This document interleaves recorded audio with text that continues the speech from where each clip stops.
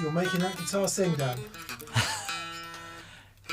Yeah, it's Dame. What's her name? Anyway, someone is. What was that? There was that singer they used at the airports to keep all the birds away. Anyway. Hey everyone, welcome to That Pedal Show. Viewers, comments and questions live. Dan here. Mick here, hello. Mick on the apparati. Yeah, that's nice. I like that. Like that? Yeah, it's good. I've been working on that all week. It's good. It's good. Yes, welcome. I hope you've all had a fantastic weekend. I had an amazing weekend. Hooray! Dan had the family over from Australia. Yeah, just out of the blue, my brother and sister both happened to be here. So we had lunch. First time we've been together in 5 years. How nice. I had lunch in London. It was great. And yeah, and then my little sister came back and we'd booked, there's a pop-up thing happening on the weekend, like this event. An illegal thing? No, this chef does it a few times a year. And it was absolutely incredible. And we managed to get my sister a seat as well. Nice. And we all went out and it was just wonderful. And it was food, wine and music from the Basque region of Spain. It was all going so well for a minute. Okay, until the Spain thing. No, I'm joking. It was really wonderful. I had some very nice time in the Basque yeah, region you of mentioned. Spain. Yeah. You mentioned, yeah. Yeah, it's really wonderful. Anyway, that was my weekend. How was yours? You were on the video, weren't you? You were on the editing, weren't you? Yeah, I was working, yeah. You were getting out the epic Joey vid. Yeah. Well done, mate. It was all right. That's great. It had to be done. It'd been dragging on for too long. To be actually, hello. Sorry, I haven't said hello to everyone watching. For those of you who are new, welcome. We do this every Monday, most Mondays that we can. To those of you who aren't new, welcome. We do this most Mondays, and you're probably here. What I was going to say was, I think yesterday and Saturday were probably the first days I have felt recovered from dear old C19. Okay, yeah. I'm almost there. I feel like I've got the majority of my energy back, which I think, judging from some people who I've spoken to have said that's a result. Right. Right, come on. All I need to do is sign in. It's all I need to do. Right. KJ photo. Cheers from the Big Apple. How lovely. Tosimar says, hey from Berlin. Ah, Berlin. I really like Berlin. Me too. Had some great times in Berlin as well. Elijah Stephan says, hello from Montana. I think the best wine I've ever had in Berlin. Really? Best white wine I've ever had in Berlin, which surprise. All wine tastes good when you're on crack. Careful, we might get demonetised, Dan. We've had a bit of a run-in with YouTube over the last couple of weeks. We got demonetised on the VCQ because apparently I did a sweary, or there was a sweary. No. Yeah, and it's quite interesting because we've done a sweary or two, like little swearies, and their own guidelines say a couple of small swearies are fine. Okay. You just can't drop the F-bomb too much or the C-bomb. I've seen loads of really brutal YouTube videos with that stuff in it. Yeah, so anyway, we got demonetised for that, which was a bit boring. Yeah, and it's like, you know when you phone up your insurance company to just try and make the simplest change in the world?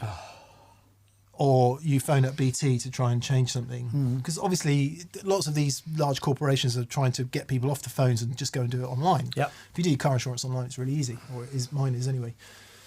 Man, YouTube is like this impenetrable fortress of solitude. Fortress of humobots. Yeah. Or humo-less bots, actually, we should say. Which, with no disrespect to anyone who works, actually quite a bit. No, none. Because I appreciate you're just towing the company line, but man, it's hard. Yeah. Talking to a human. Well, do you remember we went there? So someone from YouTube actually got in touch years ago when we first started. We've made it, and it's like we went down to YouTube. It's like and it was in London, and we went to, and it was the most obscene display of wealth I've ever seen in my life. It was amazing. But every question was like, well, we don't know. Well, we don't have the information. Yeah. How does this work? Well, we don't know. But if you do this, we'll make more money. Yeah. Yeah. Anyway, we mustn't moan about them. They are our masters, and they are the All hell our overlords. the conduit via which we exist. So we must suck on the teat of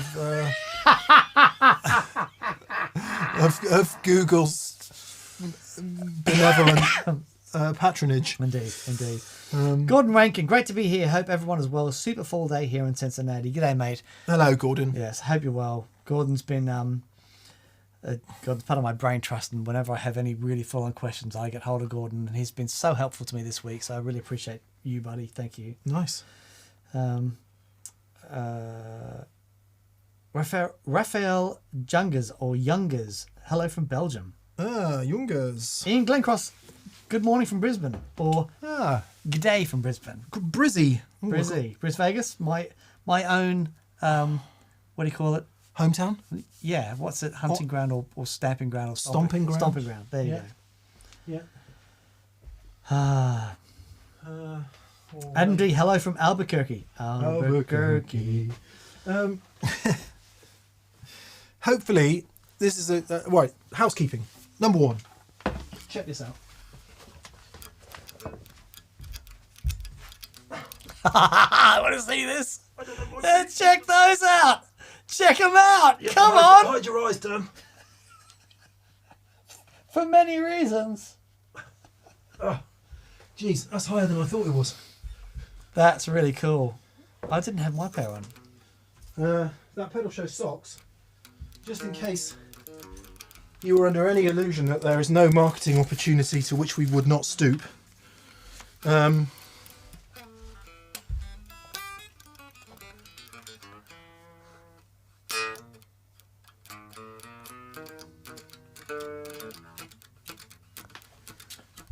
That pedal show leg ends. They're on that pedal show store now. As we said in the description, I can't promise that they're like the best socks in the world ever. They're lovely. They're really lovely. They're pretty good. They're very comfy. But these one have been through a wash. These ones. Yeah, they're great. 2 washes, in fact, and they are. My toes haven't come out the end yet. Right. So I think they're okay. They're a bit expensive compared to TK Maxx, but then that's because we don't manufacture 10 million at a time in China. They're great. They've got spandex in them. Right. That's all we need to know. So that's, if good enough for David Lee Roth's legs, there you go. It's good enough for our feet. So please check these out. They're a really great stocking filler. And your loved one can buy them for you for any particular holiday season you might be celebrating. Yeah, lovely. So, there's that. We've also got some other things which I'll go and get. Oh, okay. Wonderful. Tree of Life, salt, love it. Brilliant. Cheers, guys. Yeah, no, they're really fun. They're really fun. Grayson Schisler, also from Baltimore. How lovely. Did we go to Baltimore? No. We've been to many places in the States, but I can't remember which. Wojciech Polek, hello from Poland. G'day, mate. Hello, Hope you're doing Poland. awesome.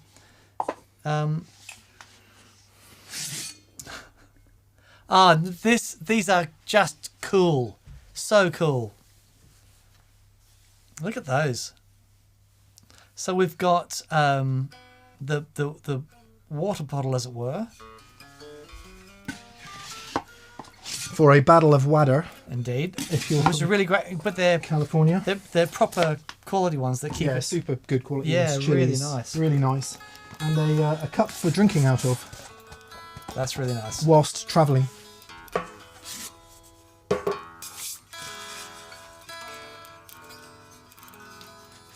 Look at that. Oh, it's a beauty. How lovely. See? What The question is, how much more black could it be? And the answer is none more. So there we go. Very nice quality drinking bottles and drinking cups. All of which helps us fund this here show, since Google doesn't want to give us any more money. Indeed. Because it's not like they don't take 55% of it in the first place, Dan. Yeah, bless them. Anyway, like I say, they are the ever-tightening tube by which we breathe. David Tompkins says, do you do socks for lefties? It's okay, mate. Just swap them over. Yeah. And then you'll be fine. Yeah. Anyway, pianos aren't left-handed. Isn't that the gag? Yes. Oh. That's what people always say, isn't it?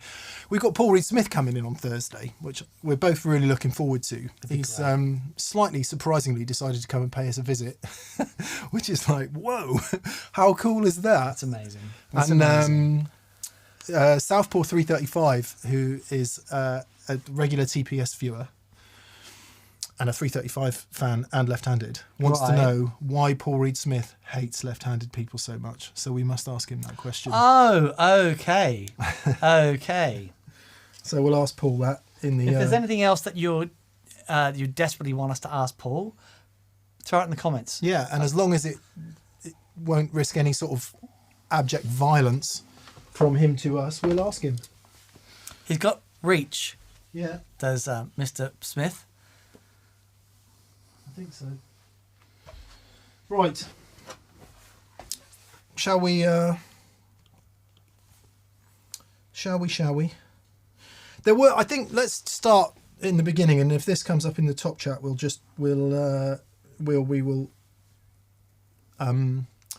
revisit two questions arising, Daniel, from your Friday video. If you haven't watched, Dan's video on Friday about his journey with the 65 telly, which is not here, please do. It's a brilliant video, mate. Oh, thank you, mate. Lots of really super interesting stuff.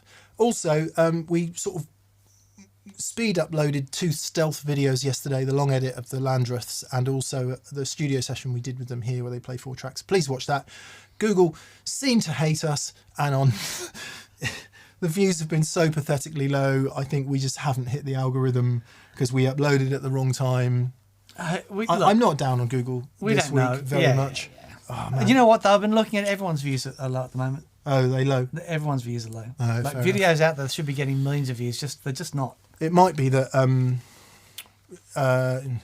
should there be any economic worries going on in the world, if that were to be the case. I've got no idea what you could possibly be talking about. And I don't want to suggest that there are or there aren't. It might be that people don't want to be tempted to spend money. Well, the good news is if you watch the Landreth video of them playing music, you probably want to give up playing guitar anyway. So,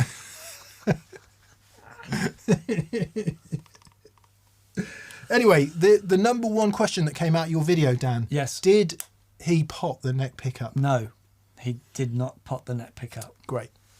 That was the biggest question. We do in Stone Edge. No, so no, the pickup was not potted. We put the cover straight on it, and it was just wonderful. Yeah. Interesting. Yeah. The other question, which I don't think needs asking, which a lot of people seem to ask, was, hey man, if you like get a vintage guitar, why have you changed it so much? So I saw that question. The answer is, when I played it, I mean, the guitar just resonated in a really specific way that I loved. And I plugged it in, and I loved the bridge pickup I haven't touched. The body and neck is great. Because the soldering had already been done in the electronics, I didn't feel that I couldn't experiment with swapping out the pots and stuff. That's the point, isn't it? I think a lot of people had assumed the guitar was dead stock and dead straight. And it's like, no. Loads of work had been done already. Yeah, exactly. So I thought, I'll just try a few things that I know that I like. Yeah, But the neck pickup especially was astounding. It was amazing. It was amazing. And it's still, there's still the old magnets and stuff. So that pickup was actually a pickup from a 63 tally. Right. And that had already been rewound. So it's not as if I took a 63 stock pickup and had Matt cut through it. I think it was broken. Let me get this right. I think Pete found an old broken neck tally that he had rewound. Yeah. And it was like, okay, I want to, what can we do? And then Matt did that, and it was like, this is great. But I wouldn't take an original 63 and go, let me try this. Yeah, let's just cut all those windings exactly. off and start But it again. had already been rewound. There's already been soldering going on in the cavity. So I thought, let me see what happens. It's like, lo and behold, it's great. But the fundamental thing of the guitar is still, still there, and it's just a glorious thing. Thank you to BV. Yes, thank you, buddy. For moderating today. We are recording the podcast for those of you who are patrons, and I am now going to turn off Das Super Chat. So if you've super chatted up until this point, Lovely. We'll get to you. We'll get to you. If you haven't. Oh, this is interesting. So second note says YouTube changing the algorithm leading up to January and shorts becoming vital to your reach, whether we like watching them or not. Interesting you mentioned that. We are getting pushed heavily to do shorts. Okay. Dan and I, we are going to start doing some shorter edits, but that's not shorts at all. What's a short? They're like 60 seconds or something. Like Instagram Reels, I think. What can we... We don't even get the intro. It's bubblegum trash, mate. And it's okay. like, something. It's just... That's all right. If they, it's okay. It's I don't want to be Oprah. No. I don't want to be... Sorry, the film called The Golden Child with this crazy intro. And anyway. It does throw up quite an interesting question, because obviously... Sorry, we'll get to more relevant questions in a minute, but for those of you who are interested in how it works and how YouTube works, please tell us. No. Obviously, what Google's interested in is the most money possible. That's what any corporation is interested in. Yep. And that is a potential chicken and egg situation with, well, the most popular content possible is going to be the most money possible. Right, okay. And I don't necessarily think it's the case. I don't think it's a chicken and egg, because it relies on the algorithm. Okay. So one doesn't necessarily beget the other. And, as they say of journalism, what's in the public interest and what the publics are interested in are not the same thing. Yeah. Not that we're in any of that sort of world. But anyway, if you do make long form, slightly more serious content, you are at an immediate disadvantage. Yeah. And we know that. I'm not moaning about it. It is the way it is. But therefore, and we've never played a numbers game here at TPS. We've never gone for views. We're not Rick Beato. We're not in it for the biggest number possible. Yeah. And with respect to Rick, maybe he's not either, but he seems to get big numbers. Thing is, whenever we've tried that or have thought about it, it then becomes really tedious and hard. However, the stuff that we do, we're genuinely interested in, and it's really fun. It's like, let's do that. Thank you, is the core TPS audience. Exactly. And that's the thing. That's who we do it for. We do it for you guys and for us, because we share something interesting. So we do it despite YouTube, in a way. However, as said before, we couldn't do it without YouTube. So yeah, there you go. Yeah. There you go. Their algorithm blues doesn't like us. That's okay. It's all right. It's all right. And that might be because our content's not interesting. Chicken and egg. Anyway, it is slightly frustrating. Oh no, I think our audience, if anything, are getting more selective. That's what it is. That's what it is. Well, I think I would rather have one passionate viewer than a million who don't care. Yeah. Genuinely. Yeah. Anyway, sorry, that's just way too grumpy, and I apologise. Okay, shall we crack on? No, let's just keep talking about that, Dan. And another thing. What it is effort bias, is what it is. It takes so much to get the show out, and we put so much of our heart in it. Yeah. When nobody watches, it's like, it does hurt a bit. There is massive effort bias. However, you lot watch it. We are extremely grateful, and that is what we need to remember. That's what I need to remember. So thank you. Yeah, indeed. Right. On a more positive note, Rodrigo Guaspari. Hello, Rodrigo. Hello. He says, good evening. He's from Brazil. Good evening, Legends. Ciao. Obrigado. Is the camouflage still the flanger on Dan's board? Cheers and love. Yes, it is. Yes, it is. I am going to be trying a few things. I am fascinated by the new PRS flanger, the dual LFO. It's analog as well. I opened up the back on the horse meat just to see, and while the circuit board faces down, I'm pretty sure it's All through Whole and Lovely. It's not totally through hole. Okay, but some parts of it are. Yeah. So it might be the signal path and stuff. There's a lovely big circuit board with stuff all over it, so it doesn't look like too shrunky downy. Okay. Oh, good. So hopefully the flanger might be the same. Okay, we'll have a play. I mean, Lots of generalisations involved in that last comment, but yeah.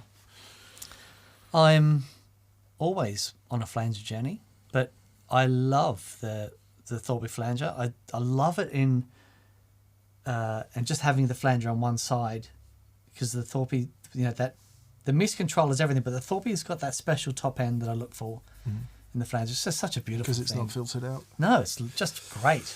DS says, Dan's guitar looks amazing. What is that? Oh, this is a Crowster that I've had for a number of years. It is the Crowster 2 by Nick Huber. It's a really beautiful thing. It's a cedar body and it's so light. Quite delicate. I have dinged it a number of times. Look at that ding there. Like, because I'm an idiot and I thought I'd just get a screwdriver and try and up the thing a bit. Slip. Ooh. But yeah, it's like a cross between a Junior being really flat and other stuff. It's a monstrous guitar. It is unbelievably light. Yeah. Must be £6. Yeah, if that. It's just nothing. It's unbelievably light. Yeah, it's beautiful, Incredible beautiful machine. guitar.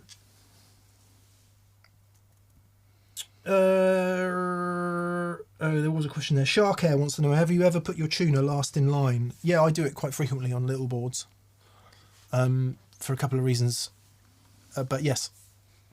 If you're not using a switching system and things aren't true bypass isolated from one another, i.e., in a true bypass loop switcher, having it after your gain stages can be a decent place for your tuner. Yeah. Dan has said that for many years. Right. Ranzer.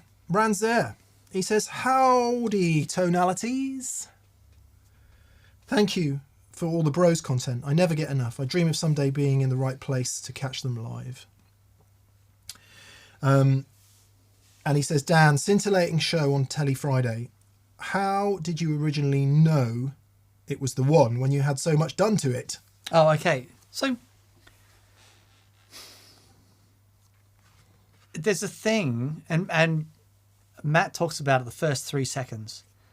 And I picked that guitar up, and it was like just ahead of my hands, and just the way the neck felt and the way the body resonated when I play it, I just knew it was a really special guitar.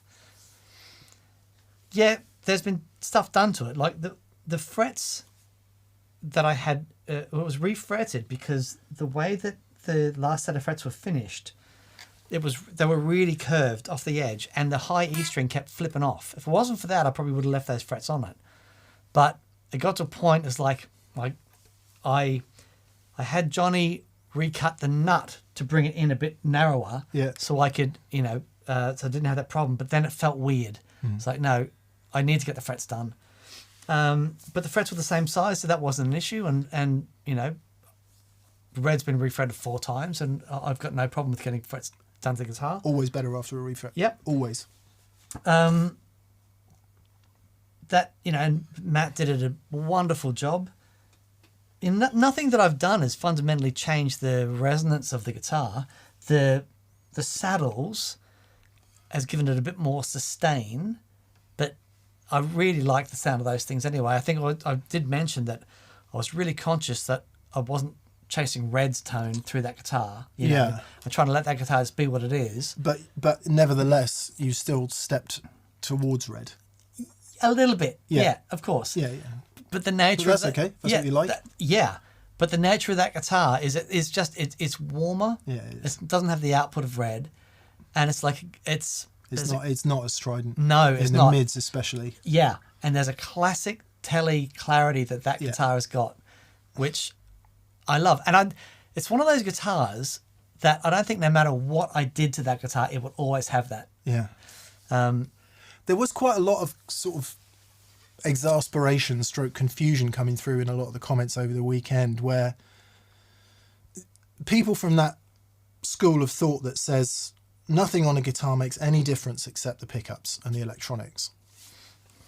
And wherever you stand in that debate and whatever you believe or whatever you don't believe, what was coming through in the comments was, hang on, the only thing that makes a difference in an electric guitar at all is the pickups. Oh, man. And therefore, why wouldn't you just put a parts caster together, because all the wood and makes no difference anyway, and the hardware and everything makes it, which is it's an odd train of thought for Dan and I, because we know for a fact that all that stuff does make a difference, because we listen to it week in, week out. Yeah. You heard the difference the saddles made when he changed them. It made a palpable difference. Yeah. Yeah. All that's, yeah. So it's quite hard to deal with that, because there's nowhere to start with addressing that kind of argument unless you've played the guitar for 30 years and you've played hundreds of guitars and you've plugged them in with hundreds of amps and you've just done it and you've done it and you've done it and you've done it and you've listened critically over a long time. Yeah. And if you do that, there's no other conclusion. And we can't refill that experience for anyone who doesn't get it or can't hear it or doesn't hear it or doesn't want to hear it. And the thing is, when it's like when you connect with a guitar in a certain way, you're going to play it in a certain way. Yeah. Oh, and I've said this before, so quick version of the story. I'll never forget the day I turned up to the studio and I walked in and I stood outside the studio door and I heard the best guitar sound I've ever heard. And I stood out there and I waited for 5 minutes. I walked in, it was Mick, and with the 61 Strat. And this is the first day I'd ever heard the 61. 61 Strat, his fuzz face into the 2-rock. Yeah. And I stood outside the door going, oh, I cannot believe that sound is crazy. And Mick just connected with that guitar, and he just went on a different level with that guitar. And I feel the same thing about the 65, because I've dreamt of having an old Telly for the longest time, and if that's a confirmation bias or whatever it is, it's real in my head, and I approach that guitar differently with a reverence that I might not approach other guitars with. Yeah, that's true. But every morning I get up at 6 a.m. and I've got all my other guitars there and they're all amazing, and I pick that guitar up every morning and I sit down and play it, and it's just, I don't know, to be the custodian of that instrument for the next leg of its journey, I just feel deeply honoured, and that brings something else to the instrument. So you touched on it there, didn't you? The connection. It's not, tone isn't all in the fingers, and it's definitely not all in the guitar. The tone is the connection between the two things. So to assume that an older body sounds like this, these pickups sound like that, titanium pickup saddles sound like that. Yeah. There are some generalities that you fall into, and God knows I've fallen into enough of them over the years. But actually, none of it makes any sense whatsoever without the context of a player. And that player, I mean, you think if Andy Timmers comes in here and plays, or David Grissom, or someone not experienced and starting out on their journey, that guitar is going to sound radically different. Yeah. So, we all do it. We're all drawn into going, well, if I go for a rosewood board and a ash body and a brass saddles, and then I'm going to like the guitar. It just might not be the case. No. It might not be the case. Yeah, totally. And so much learning is done off pages. Yep. That Anyway, before I forget, us, like a bunch of other YouTube channels, are being hit with scammers at the moment. Oh yeah. If you see someone from Telegram saying, "Hey, thanks for your comment, you've won a prize, get in touch," it's not us. We're doing everything we can to delete them and ban them, but they keep popping up. It's an issue over loads of channels. Yeah. So if it says you've won a prize or get in touch, it's not us. Yeah. Ignore it, please. Michael Easter says tone is all in the mind. Therein lies the rub. Well, yeah. I mean, there's a very deep philosophical point there. Everything is all in the mind. There you go. No other way of perceiving it, right? And North Guitar says a massive issue comes with the phrase tone wood. Says North Guitars. Yeah. It gives a snobbery. It's just wood, and it all sounds different. Some's better dried, some's better grain, etc. Yeah, totally agree. It's just wood. Yeah, completely agree.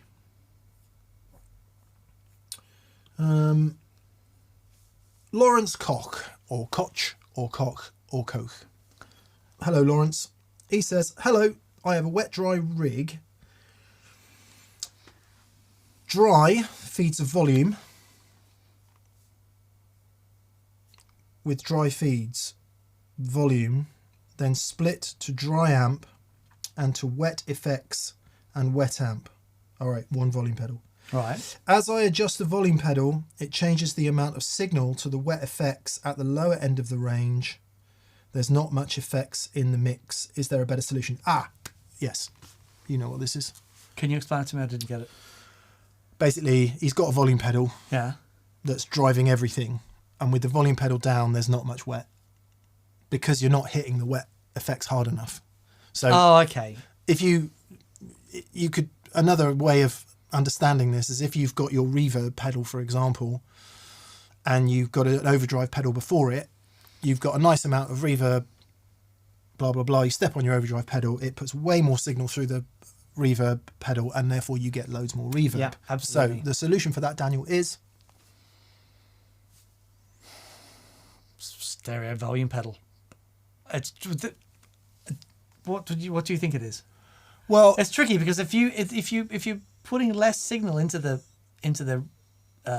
wet effects, that's all gain staging. If you had a volume pedal after it, then it's completely different. But There if you you're go. if you're but then you've got two volume pedals on your board. well, okay. So the first question is, what are you doing? What's your volume pedal for? There you go. That's a good question. If your volume pedal is to alter the master volume of everything, just stick it at the end after everything, and that will solve your problem. Notwithstanding the fact you still then need to work out how to get the split done. Yeah. So that could be an issue. If your volume pedal is altering the gain into your overdrive pedals, so you're using it instead of your volume control on your guitar, then that's more complex. What some people will do, what Andy Timmons does, for example, doesn't use any reverb, but he does use delay. He uses an expression pedal to control the amount of effect. Sure. So when he's playing quieter and he's not leaning into it so much, he might need to increase the wet mix in order to get loads. But then when you step on loads of pedals and everything goes crazy, you don't want it that wet. You just come off the mix on the expression pedal on the wet effects. So that could be one way to do it. Yeah, I mean, you could also try things like putting a compressor after your gain stages before the wet stages, so after the volume pedal, so you're keeping the signal at a slightly higher level as you come back, Yeah. But this is, if you go back to the, we did a video recently called "What Order Do I Put My Effects In?" where we go through gain staging. This is all gain staging. The effects have to be driven a certain way. But yeah, good luck. There's a bunch of stuff to try. If you've got a spare compressor, though, try that. Yeah. Yeah. David Tompkins, PRS has CNC machines. Ask him to prove Tonewood by making two identical unpainted body blanks.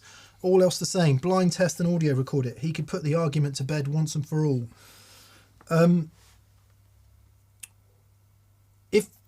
If the argument is do different bits of wood sound different, then that argument is already long put to bed, because they do. And depending what else happens in the chain, to a lesser or greater extent. I think Paul knows that better than anybody. Yeah. If the suggestion is it doesn't make any difference, then it's not really an argument he would certainly accept, and it's not one we would accept. So I don't think he'd be up for that. Because of course it makes a difference. Now, to some people, it's only a small difference, but to others, it's a very important difference. And I think that's where the scale lies. The scale isn't in the difference that it actually makes. It's in who cares about that difference. Yeah. It's like, I remember someone saying all microphones are the same. But like, well, they're really not. They're really not. And then, of course, the inference is different means better, and it doesn't. It just means different. Yeah. So to say that, because it's more expensive or whatever, it's going to be better, that is phooey. It's not that at all. It's does it work as a whole? Does it work as an instrument? And different doesn't necessarily mean better. It just means different. Yep. I mean, how the hell else do you explain that all my Strat sounds so different? I know. Yep. With the same pickups. Yep. Just acoustically. Yeah. Yeah. Anyway, I don't. It's oh God, it drives me nuts. But you don't know what you don't know, do you? If you've never heard it. The other thing is, one of the things that's been really on my mind lately is the nature of recording. Recording irons out so much. It really. I had a few people mention, they love the sound of the guitar that I played at Matt's, the sound of the iPhone.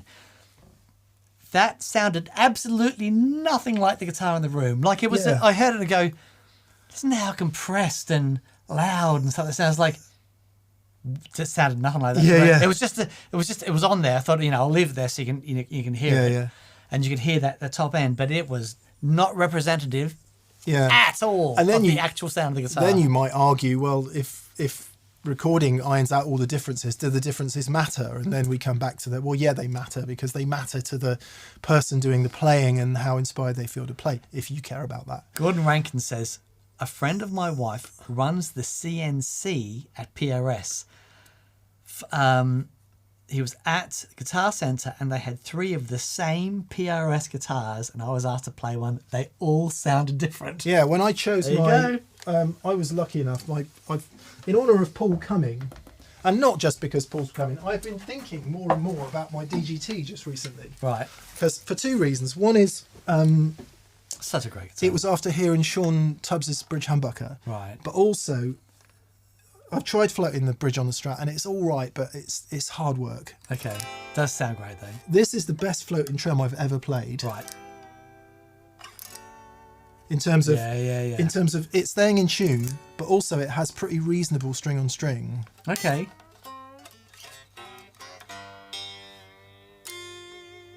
And it is a cracking sounding guitar. My only issue with it is ergonomically. It falls off that way a bit. Yeah. Stood up, it's great. And I gigged this guitar for years as my main guitar. Anyway, I was spawny enough in my previous job to be able to pick this from 6. Right. They all sounded way different. Yeah. There you go. I picked this one because it was the second lightest and the second best sounding to my ears. Oh, wow. The best sounding to my ears was a colour I didn't like, proving the old adage, what it looks like, what it looks like, what it looks like. Yeah.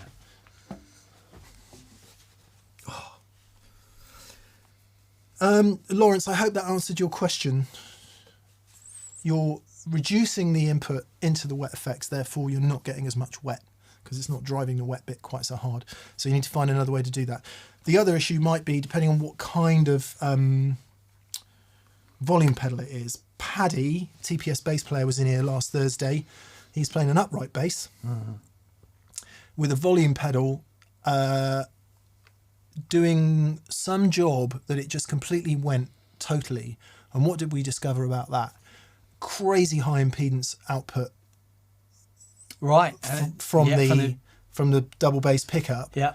Just wasn't driving the capacitance down the cable. Yep. So it might be, as Dan said, if you introduce a buffer somewhere in there, that would also enable your, guitar, I guess, but your signal flow to get rid of that capacitance all the way down the cables and give you a bit more level through the wet. So a buffer could help as well. Yeah. Because don't forget, when you change that knob, you're changing the impedance. Yeah. There might be a buffer after that section before the wet. That might do it. Yeah. Give it a go. It totally worked with Paddy's. We stuck a buffer in after, and it was bingo. The volume pedal was working great. Yep. Sam Colson. Hello, Sam. Hello, Sam. D&M, amazing shows on Friday and over the weekend. Thank you. Oh, you're welcome. Dan, do you have any recommendations for MIDI cable making? I want some custom length MIDI cables.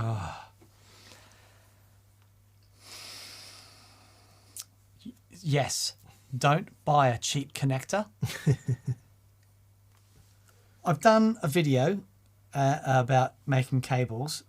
No, it's really dull. Paddy's on. He says, thanks for that. It was an interesting discovery. It was. Hello, it was, Pad. Paddy. Great to see you, buddy.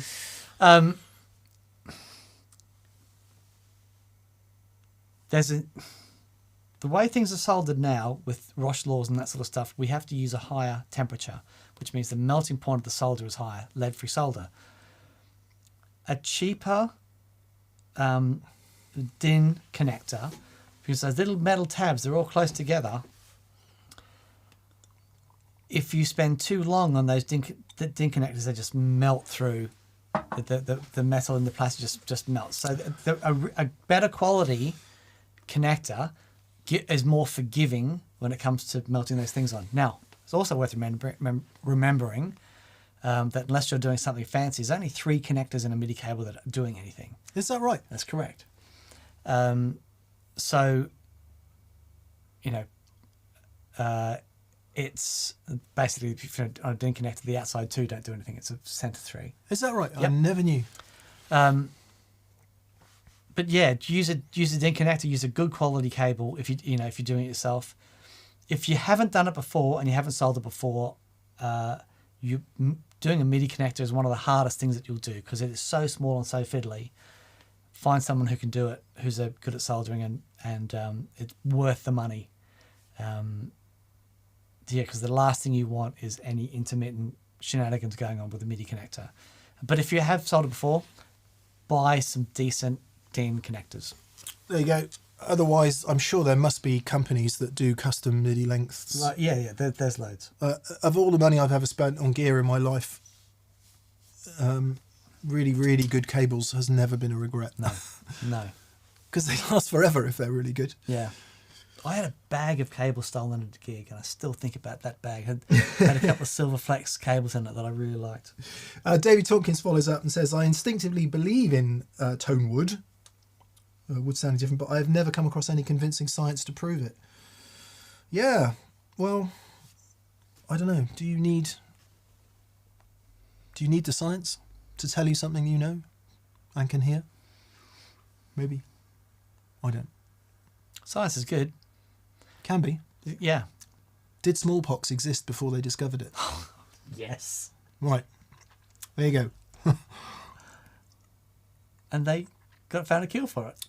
They did. Yeah. But what amazing. I'm saying is, it existed, but they couldn't prove it existed because they hadn't proved that it existed. They could see that it existed, but they didn't have the science to tell you that it existed. Yeah. And that's how they developed the cure. What I'm saying is, what we know now is what we might not know in 20 years' time. Okay. So, Sure. did an asteroid hit the Earth 600 million years ago, whenever it was?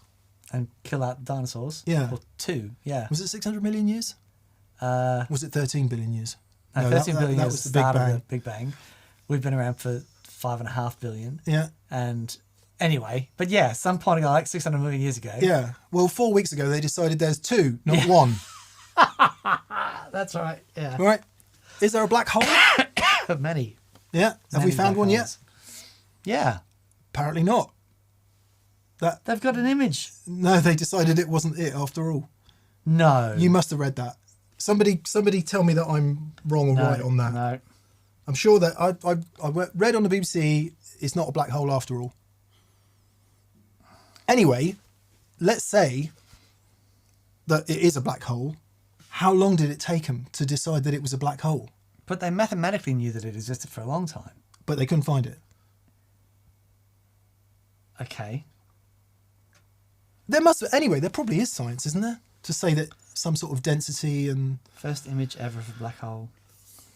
I can't see anything that says... Anyway, we'll get back to that. What have we got here? Oh my goodness. Here we go. David Burke, I'm an engineer. I need science to prove and understand things, but I can explain why wood and other construction affects how guitar sounds using clear and understood scientific principles. Yes, David. Mr. Lurch, it's music, not science. Thanks. Yes, buddy. Thank you. Quite mathematical, though. Black hole that was closest yet does not exist, say scientists in U-turn. Okay, but that's not the one they took the picture of. No, I don't know. I don't know. Anyway, my point Trevor is... Bear says the black hole is chasing your sound tone. Yeah. There you go. And it does exist. My point is there's lots of things have existed before we've had the science to discover them, right? Sure. And if I don't know, if you can hear it, then you can hear it. I don't need to see a scope. That's it. To tell Because me yeah, totally. Absolutely. if I can hear it and feel it. Yeah. Yeah. But that's so true. Yeah. Cool. Next. Oh God, sorry everyone. Really sorry for all of this. How many questions have we done? Like 2? 3. Whit Anderson. Hello, Whit. Greetings from Hopewell, New Jersey. Thanks for the deep dive director's cut. Joey is so damn good. Sorry, YouTube, please don't demonetize us for damn. Actually, we did think about doing a swear word bingo just to see what we actually get demonetized for. But let's not do that. He rides the line between inspiring and that's ridiculous. Yeah. I'm bookmarking that one for when I feel my board is too large. Much love from Woo. Thanks, Very Whit. good. Cheers, mate. Yeah, it comes through loud and clear in the comments. He's found a completely unique place to be. Yeah, and it's a whether you beautiful, like it or glorious not place. is beside the point. Yeah. It's like it's a unique approach, and it's to then hear it in basically love songs. Yeah, is far out. Yeah. But it's all that, you know, the dynamics and textures and stuff that he uses, and he just uses it to such a wonderful extent. You know, he can take sounds that you would normally associate with, you know, aggression and stuff, and say something beautiful and poetic with those sounds. It's really wonderful. Yeah. Kirk Pono says the black hole does exist. Eventide make it. Very good. Very good. Charlotte Helling says space is black. The black hole's black. How are you supposed to see it? Well, it's really far away. I'm with you, Charlotte. Ed. Hello, Ed. Hey, buddy. Airfire Ed. He says, do you guys still have the Supro Black Magic amp? If so, please could we see it on the show? I've discovered my love for Supro amps this morning. Oh, cool. Funnily enough, I was thinking about it just yesterday. So Dan and I, this Friday's show is going to be, we just did 6 pedals, 6 new pedals, because we're getting sent quite a bit of stuff, and it's been a while since we've looked at anything new to us. So we thought, actually, that'll be a laugh. Let's just have a hammer through some new stuff. We enjoyed it so much, we've decided that we're going to do a format called NPD, New Pedal Day. I mean, it used to be called Pick a Mix. We tried to call it different things. It's never been that popular. But we figure that if we call it New Pedal Day, 4 pedals... If everything else we do is really unpopular, then what's going to, Oh, man. bit of NPD. Get me started. If we just stick to 4 pedals, the video won't have to be too long. Yeah. Each pedal can Semi-shorts. get a decent amount of time. Yeah. But that was really fun. It was good fun just blasting through them. Anyway, sorry, the point of telling that story, Ed, is that I thought the perfect amp combination for that would be the Deluxe Reverb and the Black Magic. They work so well together. Yeah, they really do. And they're, relatively common amps, mid-power amps, that just sound great together. So Yep. And it would be a nice constant. Indeed. So what do we like about the Black Magic? The smaller Supros, overdrive, I mean, it's only 25 watts, I think, but the small Supros, like the little Keeley one and some of the others, really overdrive lovely when you hammer them. That thing is loud. And it really is. Really only starts to overdrive when you really hit it. Yeah, but in that volume, there's a real clarity in that amplifier. And that's like, it's really lovely. It's nice. It's got quite a quick attack as well before it gets into overdrive. Yep. And pairs beautifully with other stuff as well. It really does. It really does. We like that amp a lot. When we used it recently, I don't know. We've got so much stuff. So many other, Embarrassingly. Non-aligned. Patience, my pet. Actually, that's the point. I better go and check on Rosie in a minute. If you were trapped in the Arctic, says non-aligned, Dan would not be happy. Dan does not do cold. No. I'm not sure I would want to do Arctic cold. With all of your tellies or strats, Which would you burn first as a last resort? They are the only burnable items with you. My tellies. Yeah. I think it's a sort of obtuse way of asking which one do you like the least? Which one could you be without? I think I'd just die. Yeah. I think just freeze me to death and I'll just be frozen with a big smile on my face, clutching my Telecasters. Which one would you sell first if you had to? Oh, boy. Easy. Butters. Yeah, Butters. And I nearly sold Butters to buy the 65, but when it came down to it, it's such a beautiful guitar and it's a different sound. Totally different. And I love it. Yeah. You know, it's like, okay, no, that's my little trifecta of loveliness. Beautiful. It's basically Butters red 65, isn't it? Yeah. Yeah. 65 at the top, red. Yeah, Butters. and red as a guitar, it means so much to me because I've had such a journey with that instrument. I've learnt more about guitars through red than anything else I've ever done. Because it started life as an absolute pig.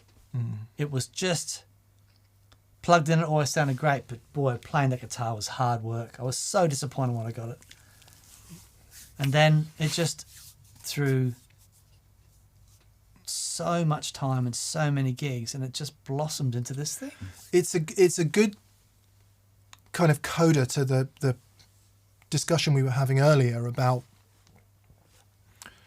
you know, what is it about a guitar that you really go for, and listing all those specs in your head and coming up with the perfect guitar. And I think people who are into Partsicasters, oh, here's Rosie, really go for that. Yeah. And just assume that by putting all these things together, they're going to work. Well, you didn't really like red to begin with, and yet the bond with it over time. Absolutely. And I think you can see that in a lot of significant guitar players down the years who've stuck with one instrument. Yeah. Because it might not be the best instrument in the world. Yeah. But it's the one you do, and without. Oh, There's a great thing with Tom Morello online where he talks about that he'd ordered this really expensive custom guitar and it ended up just being a pig. So apparently there was a bin full of necks in the guitar shop that he was at. Hello, pretty girl. Hello. And he just took a neck out of this bin and shoved it on this body and said, this is it. This is the guitar I'm going to play. And that's the guitar he's used. He said, I'm sick of this. Yeah. This is it. There's a lot to be said for that. There is. There's a huge amount to be said for that. And I guess there was a comment on the 4 Strats video over the weekend saying, wow, this is a great time not to, this is a great way to not make any music. I'm like, yeah, part of that is true, but it's okay to obsess about guitars. It really is okay. It's fine. Yeah. It's okay. A nice bone, Rosie. Got your bone. Good girl. Don't chomp it too loudly, otherwise you have to go out again. Yeah, anyway, so Strats for me, 61 first, 70 second, Gold Custom Shop third, probably Blue fourth, then Transit Van, then the John Mayer. Okay. Actually, Paul is bringing an SE Silver Sky next week. No way. I asked him to bring one. Yeah, right, yeah. see, they've done a pink one. Yeah. Damien bought one. Did he? I think so. I think he ordered one. Right, our friend Damien, who does Kurt Mangan strings, I think he ordered one. Yeah. I must admit, I was super tempted. Yeah, it does look great. No, I think we're getting either a cream or a I can't remember. Anyway, Silver Sky SE. I've been really interested to try one. Yeah. But yeah. Anyway, sorry, that was a long answer to a short question.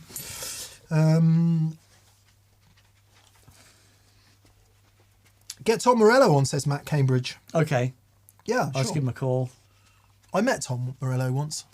I interviewed him and Paul Gilbert together for the Cover a Guitarist. No way. Yeah, and I've told this story before, but Paul walks in, he says, is it okay if I wear my purple spacesuit?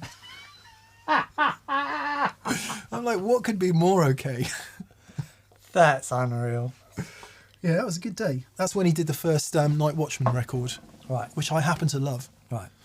Yeah. Yeah, you do. You often play it, and it's like, it's scary how good the guitar playing is on that thing. Oh, hang on, no. Tom Morello's record was the Night Watchman. Oh, sorry. Yeah. I thought it was the Paul Gilbert. Paul Gilbert would be Get Out of My Yard. Get out of at the my time. yard. That's the one. Get out of my yard. I think. Anyway.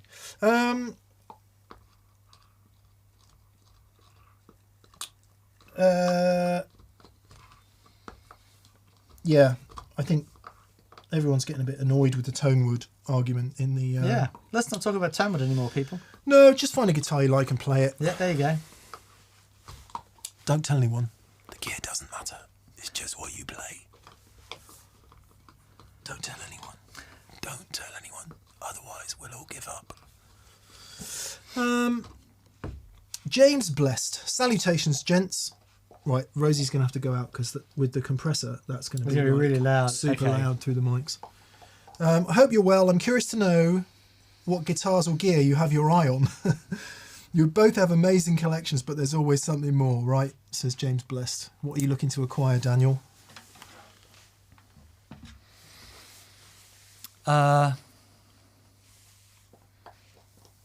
Boy. Somebody let us know if the dog chewing the bone is really loud down the mic. If it is, There's nothing at the moment that I think I really want to get that. Oh, actually, saying that, I think I'm going to have to get the another of the jugglers. Juggler, Kingsley Juggler. The Kingsley Juggler. We, those of you who are regular viewers will know that I was running a rig, and still do sometimes, Mesa Boogie Stereo 50/50 power amp into the E212 EV cab, which is run wet dry, and the preamps for that are a Kingsley Maiden and a Kingsley Page DS, basically. What Simon has done, if you've watched the show, Simon Jarrett from Kingsley, it's not there because it's on my pedal board, has put all of that into one pedal and made it work either into the front end of an amp or into the effects loop return. Yep. It's of a also power made amp. it remotely switchable, and it just sounds so flippin' great. So I'm seriously thinking about that. Even though I've got all the component parts with the Maiden and the Page DS and stuff, the remote switching capability of it means I've only got to use one loop, and it just sounds glorious. So yeah. Thinking seriously about that. We hadn't tried it really through any of our like normal rigs, but for the last experience day, You put it in straight in the front end. seeing as these are austere times and we should be thinking about these things, I stuck it into two rocks with my 61 Strat. I just can't even believe those words are coming out of my mouth. Anyway, that's the ridiculous position we find ourselves in. And it was godlike. Astonishing, absolutely astonishing. I said to Dan, I've been going through the mill with various things. Some days it's just deluxe reverb, loud is perfect. Yeah. Really love the power amp and the tube and the pre's and everything because the clarity of it is astounding. Yeah. But then I miss the chewiness of a guitar amp doing its thing. Yeah. And I said to Dan, this is it. Mm-hmm. This is a very happy place. And it was very, very special. Really great sound, super ampy. So yes, Dan is going for that. If I get anything else now, I need to go to jail basically with the acquisition that's gone on over the last year. I spent ages not really buying guitars or amps or anything, and just spent a long time not. And then last year I ended up acquiring a crap load of stuff. So I think I'm kind of done, but I would like an SG. Yeah. That's it. That's the. I would, and I'm with you. I think that's the last piece of the puzzle. Yeah, I'm with you, and I'd like a 335. I've got the last piece of the puzzle this week. I've got a deposit on another guitar in 4 years now. I'm going to say that's years off, isn't it? Yeah, 4 years now with Mr. Kincaid, and he's going to build me a beautiful Kincaid jazz guitar. I'd like a 335. But my thing is, I just don't think I'll play them. I play my acoustic like most days because it's beautiful. But, I've got a lot of guitars that do not get a lot of airtime because I'm just on the telly all the time because I just flippin' love it. So that's my concern. Consensus is please let Rosie be with her bone. Yes. It's not annoying anyone. No. So thank you for your understanding, everyone. Catherine is away at the moment, so me and Rosie have been hanging out exclusively together for so now 8 days. I have really, I haven't enjoyed Catherine being away. That's never good. But I have enjoyed hanging out with Rosie. Yeah, that's nice. It's been nice. We've found a level where we don't annoy each other too much. Great. That's lovely. Yeah. And we have done, I mean, not that we don't usually, but we have done miles and miles and miles. Oh, great. Miles and miles and miles of walking, bless her. Oh, man. Couldn't be without the dog now. Yes. It's a trouble. It's a problem, isn't it? You keep acquiring stuff and having the time to focus on the thing that... I've watched you doing it with the 65 telly. You are gravitating. I mean, I know Red is very special to your heart and you will always play it, but I just watch you gravitating to that telly. Yeah. And it's like, yeah. Yeah, I'm trying to, just getting to know that, because it takes a long time to get to know a guitar. It really does. It takes hours and hours and hours. And the more I'm getting, I had that instant connection with it, and now, so we had a honeymoon period, and now we're into the nuts and bolts of our relationship, and it's like, it's wonderful. Yeah. Nice. Soon you'll be lining up the lawyers and stabbing each other's tyres. Is that how it goes? Don't do that. Never joke about that. Right. Yeah, SG for me, James, I think. It was good to see you at the Experience Day as well, James, by the way. Yes, Thank you. James. Thank you for coming. Yeah, indeed. We've got another one this Friday. We do. We packed a few in because a lot of people were very desperate to come, so we packed a few in. Yeah, I think in SG.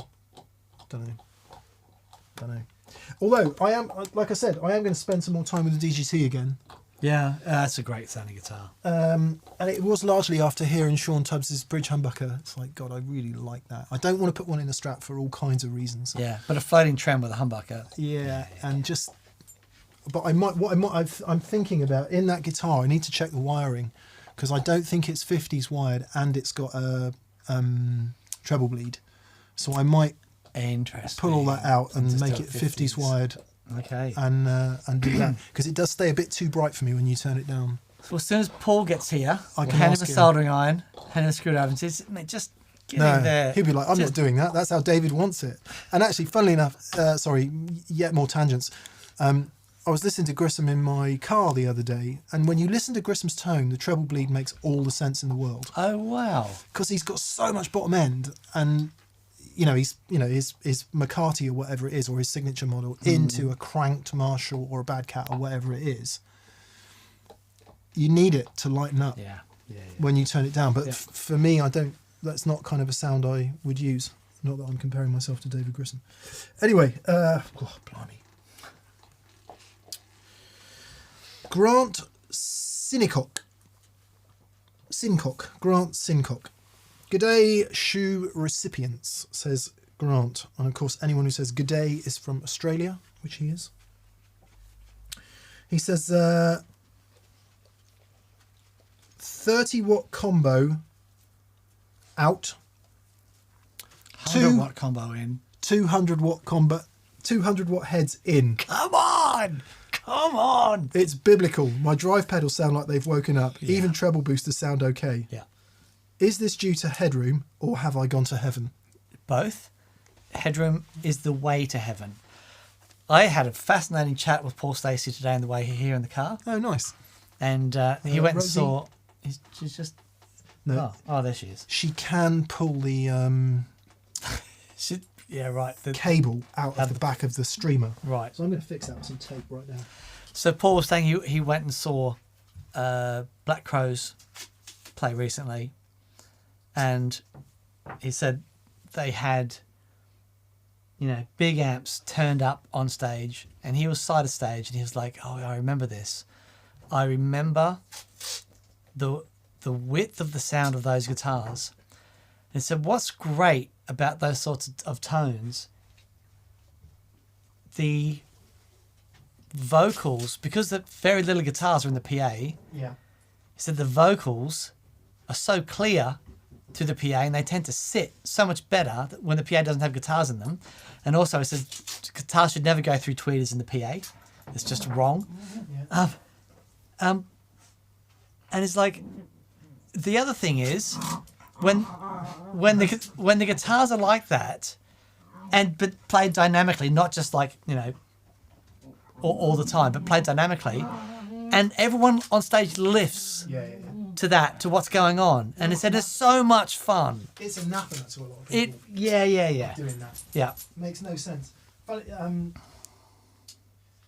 have been some. Sorry, I'll come back on the mic. That whole idea of even in a big venue having stage volume is anathema to a lot of modern bands. Yeah.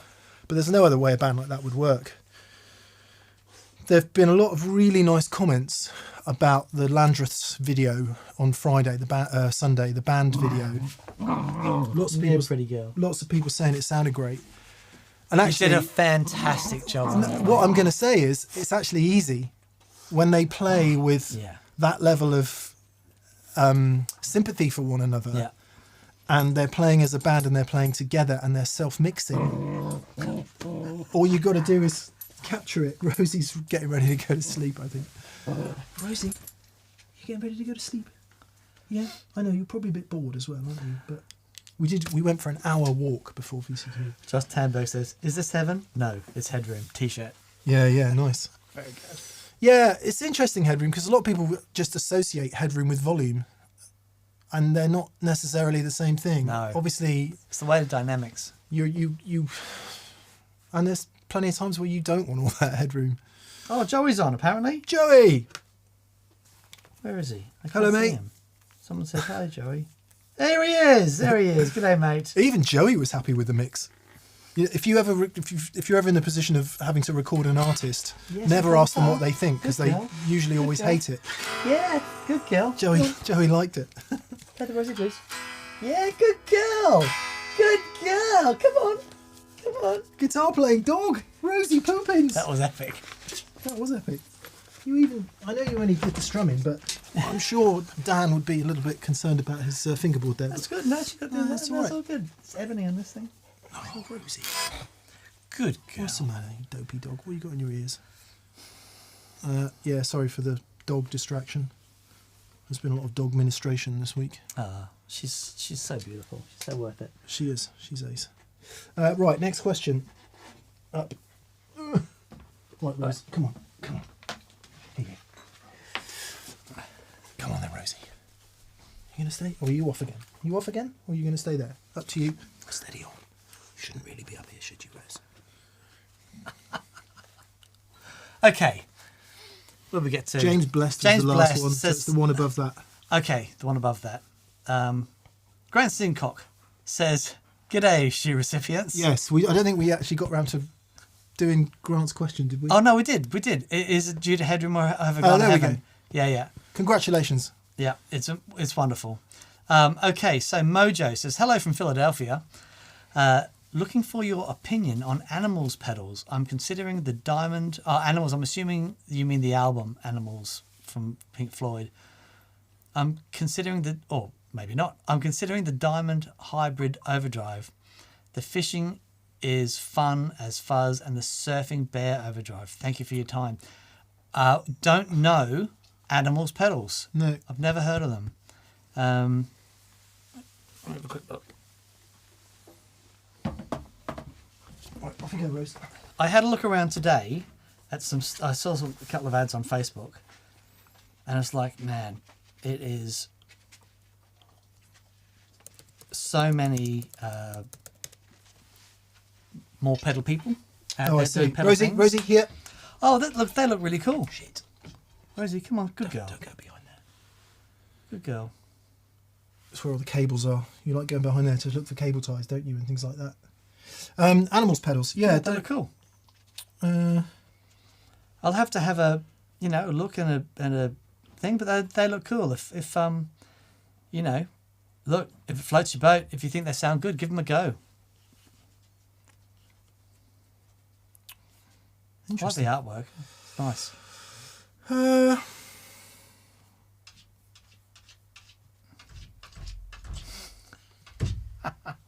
Rosie, come on, darling. Good dog.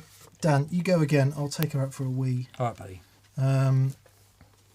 John Elliott is next. Right, Mr. should we go Elliott. for a wee? Should we go for a hurry up? Come on then.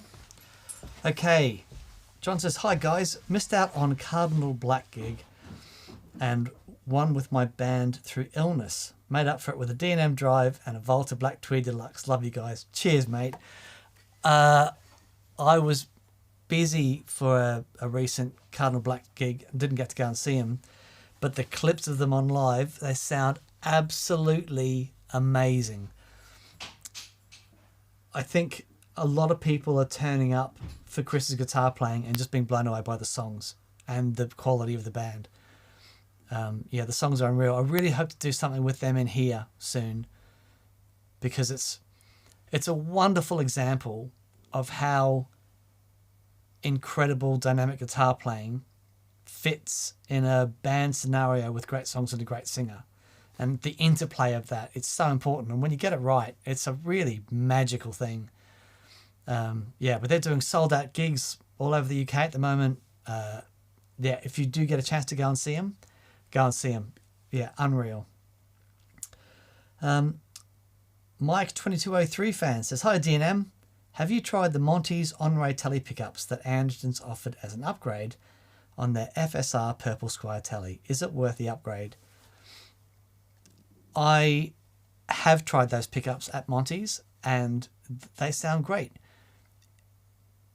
I think the originals also sound really good, but it's definitely an upgrade. If it's worth it to you, it's worth it. I think those pickups sound great in any telly. Unless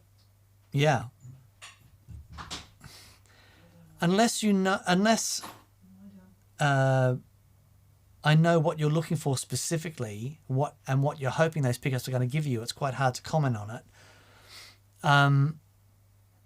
But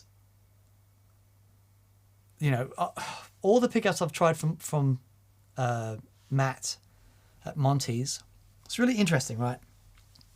Matt's got this notebook of all the pickups he's ever had through the shop, and he measures everything, and if he finds a pickup he likes, he is absolutely maniacal in going through every detail of that pickup and what makes it sound so great. The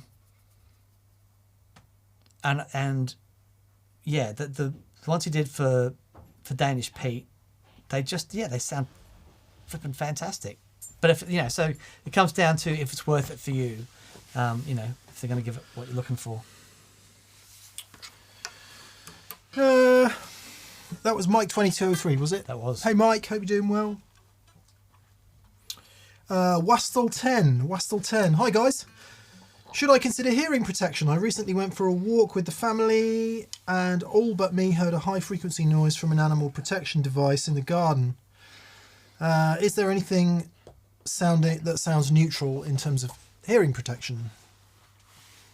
It's a great question. So, yes, I got some properly fitted musicians' earplugs. I went and had hearing tests, which was all good. And they fitted some earplugs and they're okay. They're the best I've heard as yet. The best sounding earplugs I've ever heard. It's just a pair of those big muff looking things that you use at building sites and stuff to protect your ears. If you put those on in a rehearsal, I think they sound unreal. But yeah, those things, exactly. These things here, I think these are the most neutral sounding ear protectors I've ever heard. Paul Gilbert was wearing these for a while. Paul has famously got really bad hearing problems after years of abuse. Right. These are great.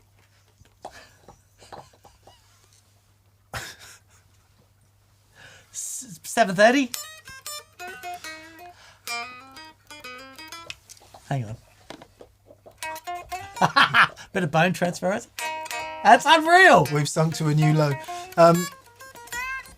It's funny, we play really loud in here, and quite often we'll get a comment about hearing protection. People saying, "Are you guys mad? You're destroying your hearing." Truth of the matter is, in here, we are fully in control of it. Not to say that there's not the potential for damage, because there is. If you hammer away at 100 and whatever dB for too long, then of course there's going to be damage. Yeah. What's interesting is when you're in control and you don't do it for very long, and maybe the peak is there but the rest of it around it isn't, it's much easier to control. So if I play in bands that are really loud, I'll quite often use plugs. Sure. And I hate it. Yeah. Absolutely hate it. There's a slight benefit for singing. You get a bit of blocked up ear internal monitoring, but and I've got custom molded ones that were expensive. If I go to watch a band, I always use them. Yeah. Because I got no control over it. Front of Sure. the house gets really loud. Interestingly enough, the closest I've come to hearing damage in here was on the last experience day, not the last one, the one before that. Right. Everyone was having a go playing loud, and I was just stood a bit too close to it, and I was not great for a week after that. And I think it's fully recovered now. So we've changed the way we do experience days again, because I'm not in control of it. So, have a test. You know, if they can hear stuff that you can't, have a test. Go and have a test. It might not be anything to worry about, because the other thing is, as you get older, your high frequency response drops off anyway. Generally, so you can't hear grandkids, and that's part of evolution. And I did damage my ears in here once. Did you? In the toilet. When you dropped the toilet seat. Toilet seat. Yeah, I was in this small little room, and I thought I'll just, I'd be kind, rewind, and I'll drop the toilet seat. And I thought it was one of those ones that will drop quite softly, and it went bang, and it was like a flipping flashbang going off. But that's the most damage I've done in here. Yeah. But you absolutely should take care of your hearing. There's no question about that. I think Matt might be on. Matt Montes. Oh, we're just talking about Matt coming up. He says nice hat move. Like that? Yeah. Hello, Matt. I was hoping someone would point that out. Or it's Monty's guitar, so it might be George. But anyway, whoever it is, hello. James Bless says, I got tinnitus from a gig and it's never went away. Yeah, should have worn ear protection. I knew someone who had that. They knew the moment it happened, and that was it. They had tinnitus forever. Oh, who was the guy that had tinnitus? The 59 Les Paul? Not me. No, he was... Joe Walsh. No, guy, Steve Lukather. No, guy in London. Joe Bonamassa. Anyway, no, Eric Clapton. Paul Kossoff. none of those guys. Sorry, he's a guitar dealer person in London. Anyway, Charlie Chandler. he was stood next to a Anthony Macari. no, he was stood next to 100-watt Marshall with two 4x12s underneath it, playing really loud, and his eardrum popped out of his ear, and now he's got a big gaping hole in one ear where he doesn't have an eardrum. Zoinks. Yeah, there you go.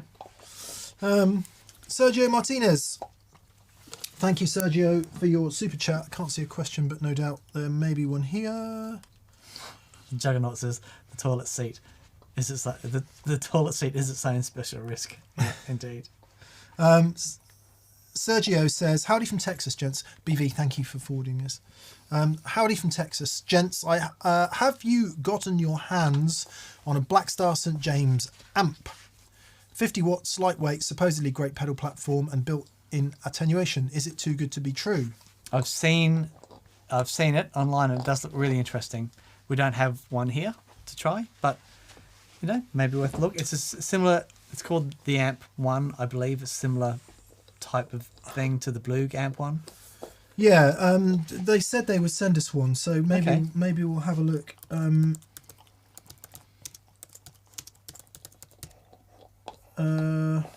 I think, yeah, it'd be good to hear. Oh God, it's hard to not come at it with a lot of prior baggage. Yeah. Having done the job that I did for so many years, and every year, this innovation sounds good, this innovation sounds good, this innovation sounds good. Nothing sounds better than a deluxe reverb. It just doesn't to me. Right. But there are a whole load of caveats, right? Deluxe reverb, totally useless if you can't crank it past 5. There you go. pretty much. Yep. Or totally useless if you're playing in the Wembley Stadium with the... It sits in a place where it sounds utterly amazing. And I think what a lot of more modern designs do is give you the opportunity for a wider range of options. But do they ever... For me, at that point, it's always a compromise. Yeah. And I don't know. Does it... Back to our discussion before... How many gigs in your life are you ever going to crank that deluxe reverb to where it's just perfect and you're having the time of your life? Yep. Probably about 4, unless you do the same gig all the time, in which case a lot more. But we all hang on these moments, right? We all hang on this memory of the best guitar sound we've ever had. Mm-hmm. And I don't know about you, but most of my gigs are a bit like, my tone could have been better tonight. Whether I'm using a flipping 2-rock or a deluxe reverb or whatever else they've got. So... I don't know. Maybe we'd all be fine with anything if we could just get our heads around not chasing the ultimate thing. Yeah, no. I'm out. Yeah. Dan's tapped out. P Design P. Tone Dragon says mine sounds fine at 2. Yeah, sounds depending on what you're putting into it. It can sound great at 2, but try it on 4. Give it a bit of love. Also, really depends. Also, really, I've played them where they're into overdrive on 3. Ours doesn't even wake up until 4.5. Yeah. So the taper of that pot's going to be different depending on the amp. But there is a point on a deluxe reverb where we do this at experience days where it's like oh hello, yeah, and it's just like. Starts to breathe, and yeah, everyone's like, "Oh, wow! I didn't know that was the sound of that amp. Didn't know it sounded like that." Yeah. Anyway, Larry Jackson says, "I'm out here in LA acting. They got me playing a dead man in a casket." Nice. That's got to be pretty hard. I would love that. I would love to be a zombie on a shoot, and they come make own. But a dead man in a casket, you've got to stay absolutely still, not laugh, not breathe. Not flinch. I bet that must be pretty hard.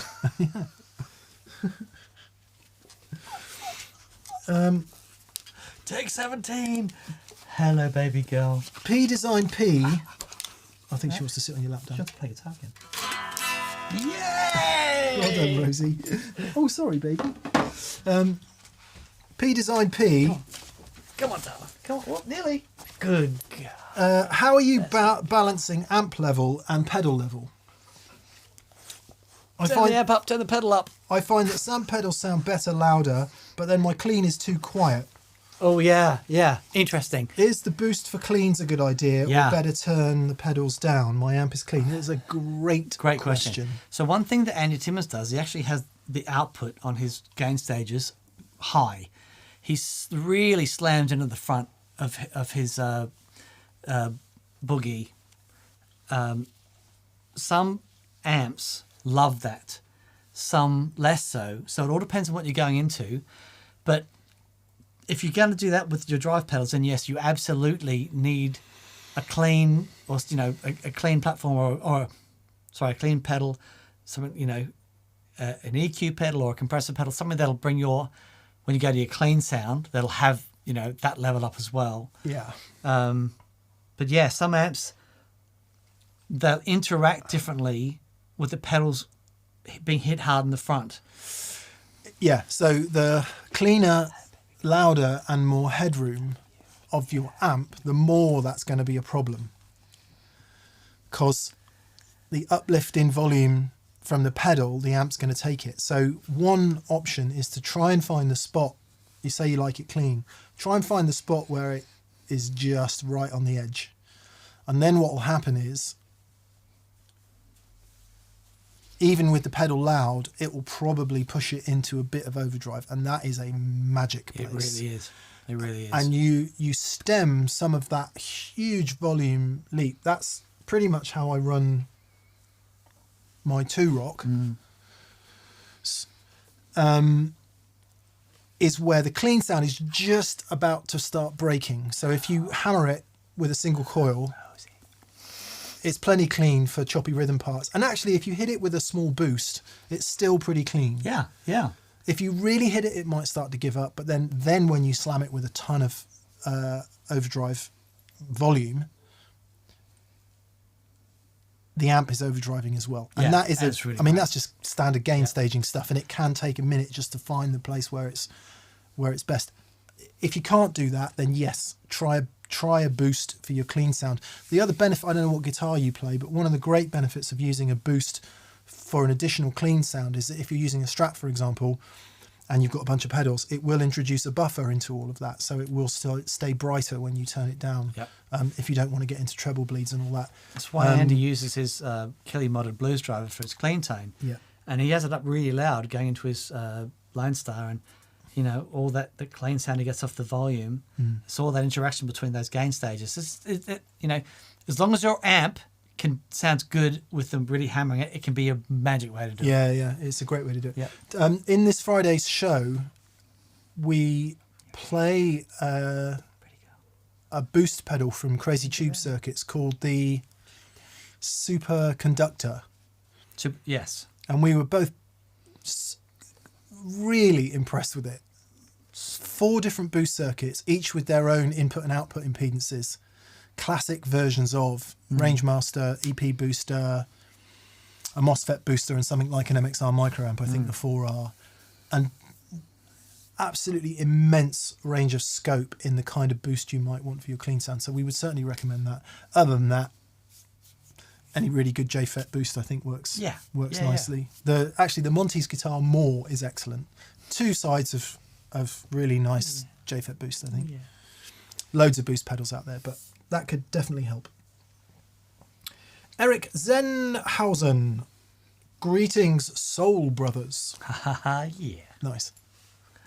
As in Soul of Shoes. Says Eric. I'd like to add an acoustic guitar to gigs. Yes. Do you have advice for a basic board that can handle both electric and acoustic? I'm using a K&K Super Mini pickup with a FireEye preamp, so that needs to be part of the rig. So, yeah, you want... Do you want to get down, darling? Do you want to sit down? What do you want to do? Okay, right. Okay. So, what you need is a kill switch for the acoustic. I made a simple crossover that had the acoustic and electric in 1 and 2 outputs, and then only one could be on at a time, which became 3-2-1. No, that was something else, because there was 2 different signal paths as well. Right. It was like if I was using the electric and I put the acoustic on, the electric would mute the out, like the signal, the electric guitar to the electric rig would mute. I turn and then play acoustic, and then go back to the electric. Oh, Rosie. I'd press the button and it'd switch the electric off and mute the electric and ground everything, and then turn on the that. So. Sorry, it's no problem. It's no problem. You carry on explaining that. I'm going to go feed the dog. No worries. So, I used to do in a gig in Australia. I was playing with an artist called Max Sharam, who's been in touch recently, actually. She's doing some more stuff. She had a really big album in Australia called Million Year Girl, and the big single off that album was a song called Coma. And there was this beautiful acoustic guitar playing, played by a guy called Mark Punch in Australia. Amazing guitar player. Anyway, it starts off all acoustic.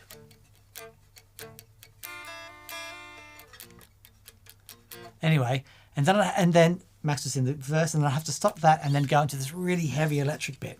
So I had the acoustic on a stand, and I'd be swapping between the acoustic and electric. So, and players like the guy from Yes, come on, brain. Wasn't a new idea. There's loads of guys who've done this stuff. Yngwie Malmsteen had the acoustic on the stand, was doing that as well. And in that scenario, obviously, switching between them is a different. The difficulty I had in that situation was that song is, the band was loud when the chorus kicked in, so the acoustic guitar had to be appropriately loud. And that's tricky because of all the frequencies and stuff. It's, you need a guitar with, big bracing inside so it doesn't, resonate feedback so much. But if what you're doing is having, your normal gig and then a couple of songs in the set, you're just playing acoustic, that's a lot easier. Yeah. So, okay, essential things. Having if you can use your tuner as a mute to your acoustic guitar, that'll work great. As long as you've got a mute then for your electric rig as well. So separate tuner for the acoustic, just to mute everything. Like the preamp that you've got, it's got a really good EQ section, and just making sure. So one of the tricky things with acoustic gigs, like all gigs, you do your sound check and it's all lovely. Then you start the gig and everyone's giving it a little bit more. With the electric, you can turn it up and it stays pretty consistent. With the acoustic, as soon as you start turning things up, things get out of hand real quick. Real quick, yeah. So just be really mindful. As beautiful as that massive bottom end sounds on acoustic guitar, just be mindful that when you turn it up, that can really get out of hand. But yeah, just experiment and do rehearsals at volume with the acoustic, and make sure don't just turn up to the gig after you've been practicing in your room thinking it's going to work. Make sure you do a rehearsal at volume, and just to get rid of any of those little hassly bits. I keep all mine completely separate, so I'll stick my electric guitar amp, whatever it might be, and then on top of that I sit my little AER Compact 60. Jeez, sounds good, that thing. And that's it. I have a separate tuner and I keep it all completely separate. Yep. Because I can get my head around that. Yeah. And that's the next thing I want to get, actually, that acoustic amp. Oh, nice. It sounds so good, that thing. Yeah. And then you've got no problems because front of house can take just a DI from the acoustic, from the amp, sorry. And you're not into all that trying to.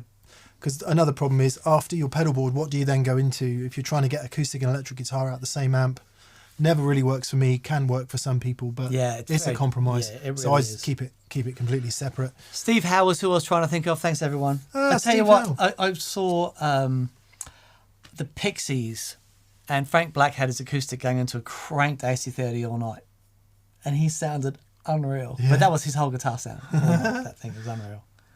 Yeah, I mean, there's quite a few sort of, even back to John Martin, aren't there, that who've done acoustics with effects into electric amps. We had John Smith in here doing his thing. Yeah, it's great. We should also mention the Australian guy, John Butler, is that his name? The John Butler Blues Explosion. The John Butler, all of you. Good luck, Eric. Enjoy that K&K. Dan and I are both fans. We've both got K&K pickups in our acoustics.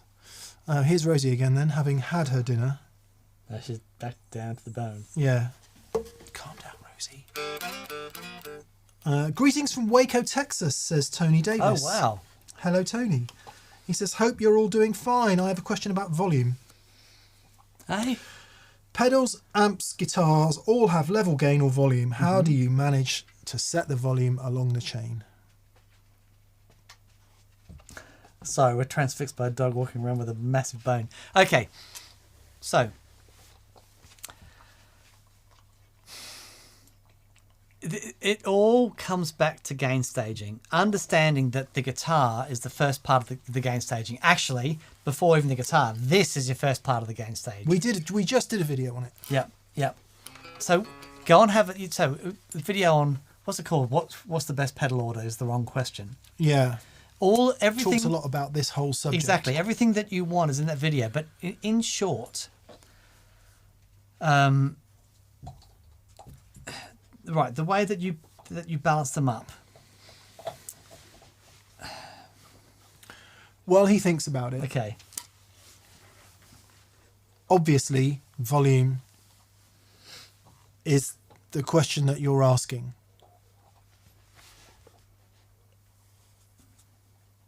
In actual fact, most of those volume controls along the chain are just as powerful tone controls. Yeah. And they affect not just tone, but they affect dynamics, they affect compression, they affect... We always talk about feel under your fingers. Obviously, the actual feel of the strings under your fingers doesn't change, but your perception of what's happening when you play the guitar changes. And it's a soup. Yeah. Isn't it? It really is. It really is. Just little tweaks all the way along the line. And the only way to really work it out, I think, is to max and min everything along the line and just see what happens. Yeah. If you're using your straight guitar into amp as your clean tone, then set that clean tone to the maximum clean level that you'd want to use, and then adjust the pedals going into that for your maximum overdrive sounds. What I find normally is that because the clean tone has so much more transient to it, and by the nature of overdrive pedals is when they distort, they compress. And what I find generally is when you get to the gig and at home you're used to playing quite softly. But as soon as you get to the gig, that from here to here in a clean sound, that difference is absolutely colossal. Could be 20 dB. Yeah, but in an overdrive pedal, it's quite small because it's heavily compressed. So, set the clean sound for the maximum thing, but then you need to practice playing at volume and understand the difference in your dynamics of playing has on that clean sound. Because the biggest thing is I'm at home and I'm practicing and I've got all my sounds set up, it's great. I get to the gig, it sounds okay, I step in my overdrive, I step in my boost, and everything goes away. It's because you're so used to having so much gain and everything at home, it sounds great. But when that time comes for a lift, you've just run out of headroom. A lot of the times you need to turn the gain down on the overdrive pedals and make the pedals a bit louder. Yeah, but it's one of those, there's no one way to do it. Every player is different. Get into a rehearsal room, get everything set up, and play at your gig volume. That's the best advice I can give. Yeah. But take some solace in the fact that it's confusing for everyone. Yeah. And it remains confusing. Yeah, because there's a lot to do. You're actually talking about audio engineering. We're talking about game structure. You're thinking about the way that levels and everything interact with each other, and you're thinking about, okay, well, if I put that much volume into that gain stage, at what point does that clip? Or at what point, if I back down from the clipping stage and it's still not loud enough, then what can I do? Or if it's, if I back down and it's too quiet, but as soon as I turn it up, it's too distorted. This is all part of the gain staging scenario. Just turn up and play loud. You'll be fine. Yeah, I still struggle with it. Yeah. Or put everything on 6, which is roughly 2 o'clock. Right. And that will sound great. Give you a lovely open sound where nothing is too constrained or too overdriven. There is some wisdom in that, Indeed. Not from me. Hello to everyone that's just joined us, by the way, and everyone that's just jumped in on the live stream. Sarah Greyjoy. Hello, Sarah from Canada. He says, Bonjour, bout de jambe. Oh, come on, Bear. From the east coast of Canada. Is it just me? What was his name? Boise? Derek. Somebody. Gales. Smalls. Is it just me? Or does Fender have little love for the Jaguar these days?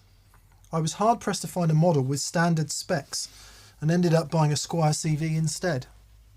Oh, interesting.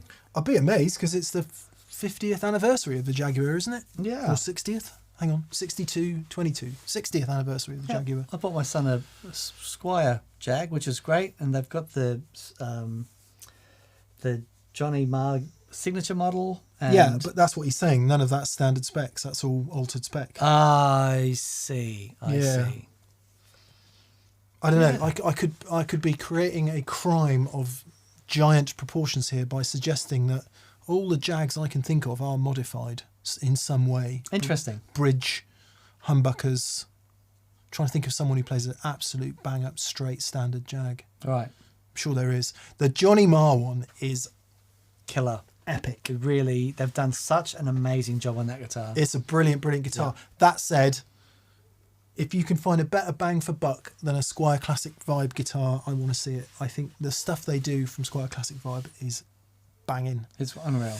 And if you have the luxury of being able to play it first and just make sure you do like that specific one, I think the specs they offer, the finishes, just the coolest thing. Yeah.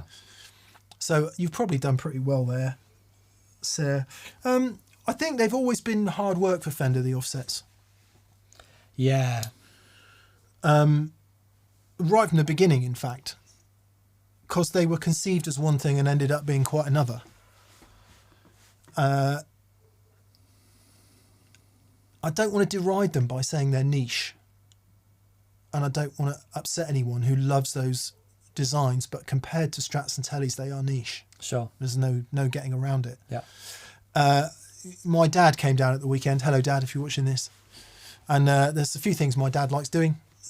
Drinking cider, eating curry, and watching YouTube videos of classic and contemporary country. Oh, really?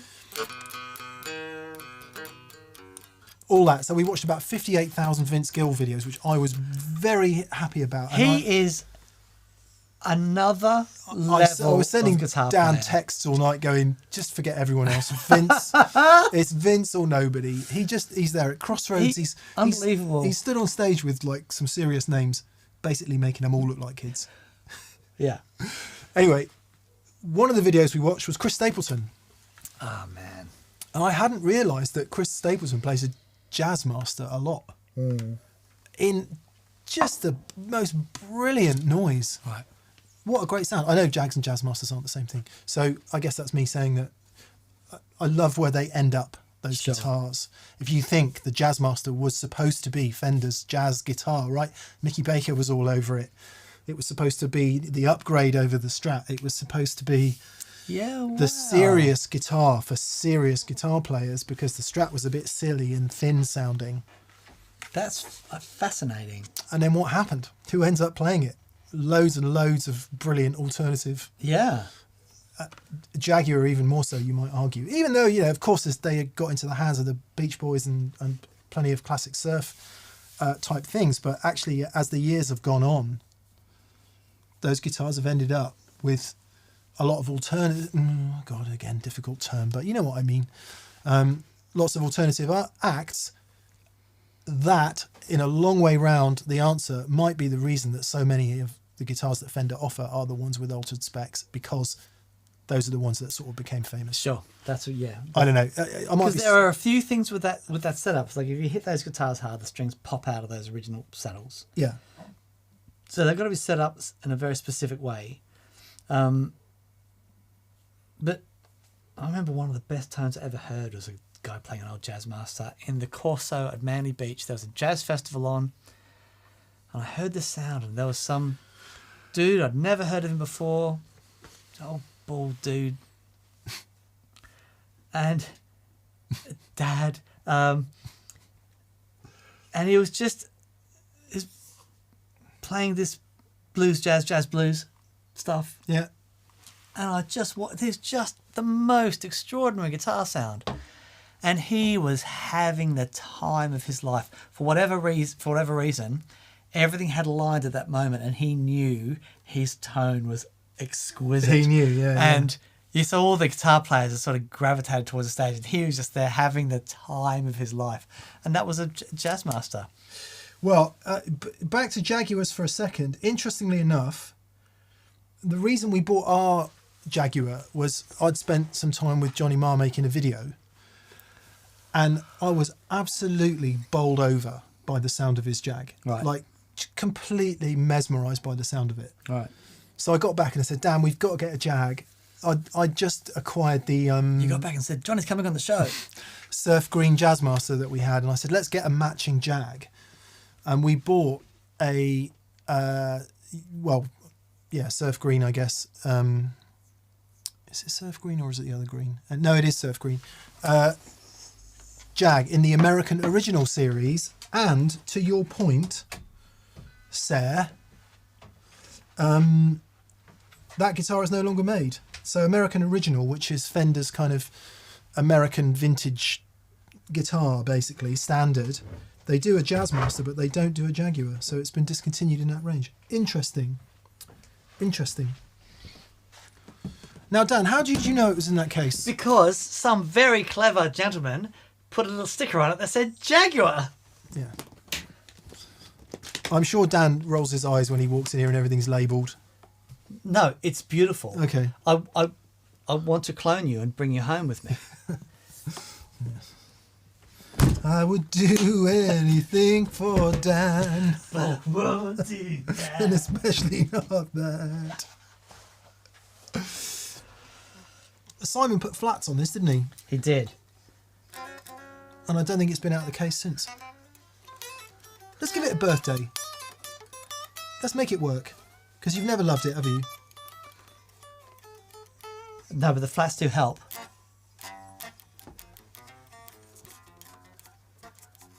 It's a great guitar.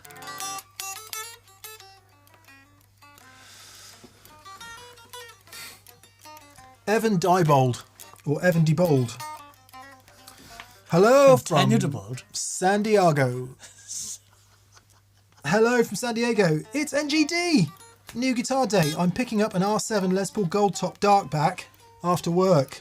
Thanks to Mick for the inspiration. Excellent. Evan, enjoy that guitar. Enjoy that guitar. I flipping love this guitar. It's not there. Yeah, it is. I put a load of guitars away last week. Oh, okay.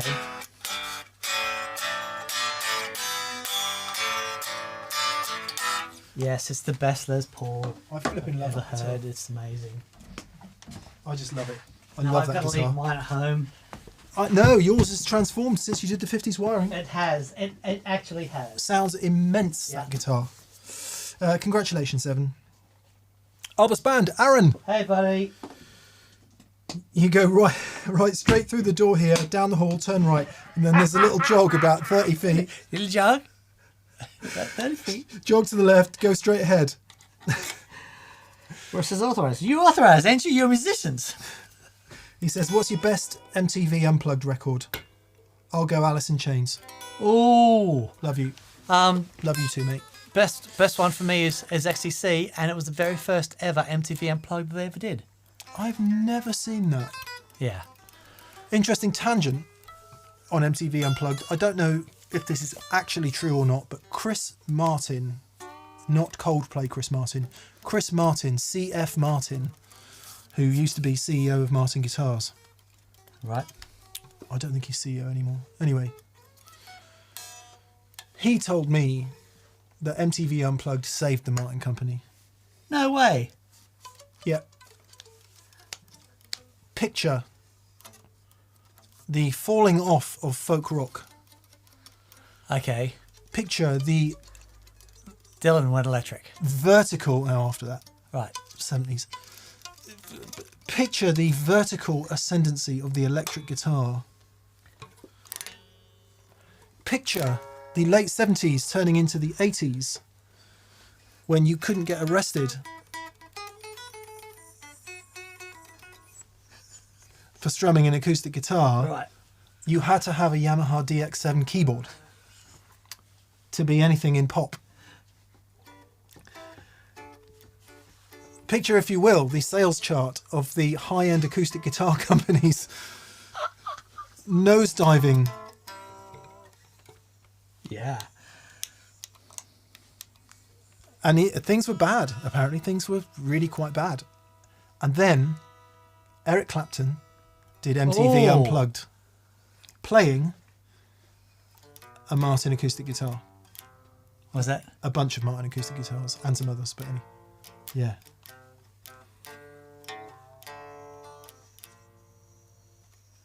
And apparently that, along with the rest of the stuff that MTV Unplugged did, completely rejuvenated the whole acoustic guitar market. and turned Martin into or helped turn Martin into the behemoth that it is today. Wow. Yeah, that's quite an interesting story. He told me that, so if it's not true, it's his fault, not mine. I'm but the messenger. So XTC for you. Yeah. Oh, The Cure. I haven't seen that one. They're all on just sat around on cushions playing, and I thought I was never really into The Cure, and then I heard that, just went, actually their songs are incredible, and the rhythm of I must watch that one. The parts was like Haven't seen it. flipping heck. It was that's the first time I remember there was a couple of girls at school who were really into The Cure. Sharon and Karen. Shazza was Shazza in and The Kazza. Cure. Yeah, and thinking, nah. With their brother Darren. Sharon, Karen and Darren. Shazza, Kazza and Dezza. And Larry. Lazza. Yeah, but then I just, the beautiful thing about the MTV is it comes right back to the song, the Unplugged MTV, and hearing that songs and going, oh, actually, Robert Smith is a flipping genius. Yeah. I think the success of the released records probably skews the results, doesn't it? So Yeah. everyone would probably expect me to say SRV, which was excellent. Did he do one? Yeah.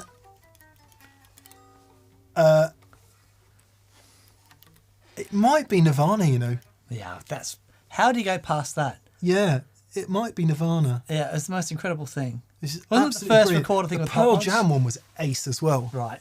Really, really ace. But my actual favourite one of all isn't MTV Unplugged, it's VH1 Storytellers, and it's Counting Crows. Ah, nice. Yeah. I still listen to that album frequently. Right. Thank you, Aaron, for the wonderful question. No doubt people are saying in the comments what theirs are. Let's see. The Cure, says Nicholas Wilstead. Yep. Joe Pardo, Paul McCartney. Nice. Angel, or Angel, says, invite Alan Johannes to your show. You know what? I didn't really know much about Alan Johannes. Right. And then I watched the Taylor Hawkins tribute gig Okay. a few weeks back. Right. And obviously, because he's in that family, he's all over it. Right. What a flipping great musician. Mm. Didn't know anything about him. Anyway. Stone Temple Pilots, avec Sean Tubbs, says Todd Roy. There you go. SRV and Satch. And Joris Dirk says, it's funny that the best MTV Unplugged sessions were by bands which people thought wouldn't be able to do it. Right. That's a really good point, Joris. Thank you for that. I can remember, I remember watching Clapton Unplugged, I think it was, and maybe Pearl Jam, which would have been a bit later. But I distinctly remember watching Pearl Jam and Right. our band going down our pub and taking our acoustic guitars. No way. Yeah, yeah. And that fateful moment where people with acoustic guitars walk into a pub and it's like, if you play that in here, I'm going to leave. Anyway, yeah. Pearl Jam, says James Blessed. Thomas Ripsam apparently is the CEO of Martin now. Wow, that's the first time it hasn't been somebody called CF Martin for a while. Moo, moo, moo, moo, moo, moo. Mooing from mountaintops with moo on top. Moo, moo, I love moo. the bass players approach Jeff- to everything. He's Jeff just Arment. unreal. Played an 8-string Hamer quite a lot of the time. So Yep. they were my Fretless. favourite band for a while there. Yeah. Tesla, says Joe James. Rainy78 says Snoop Dogg Unplugged. Oh, Missed that one. what are mongooses doing? I've seen that. Have you seen the videos of Snoop commenting on wildlife videos? They are just amazing. They are just amazing.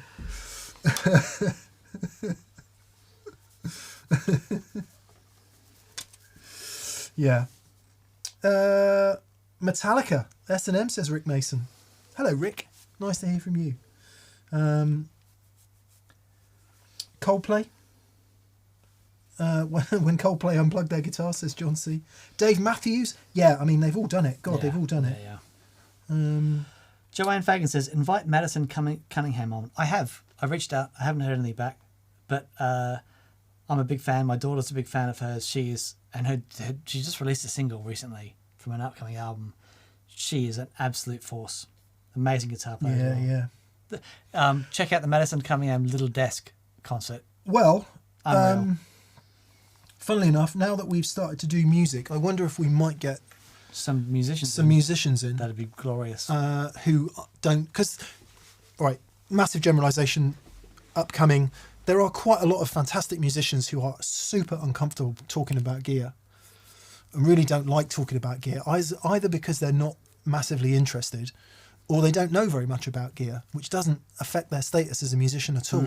However, the one thing they often do is use gear to absolutely astonishing effect and sing great music. So, I don't know, we might be getting above our station a little bit, but to have an artist or two, a few more artists in to do sessions, I'd love that. Yeah. Even though we know they're not great for views. But they might be if we established it. Yeah. Like, look at the NPR Tiny Desk concerts. They get crazy views. They do. I mean, I know it's them and they have wide reach and everything, and they get, they get everyone. But we'd just be happy with someone, wouldn't we? Yeah. I would. Yeah. Get the edge on, says Nord Idasan. Yeah, He keeps calling and calling and calling, man. we're like, yeah. Come on. Getting your beetle and... Robin Trower, says Wiser. Yeah, it would be cool. Robin Trousers. I often think about the Edge and Bono, how they came up with their names.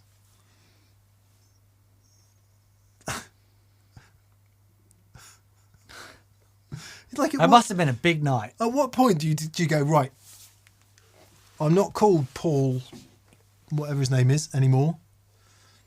What's the Edge's name? Dave.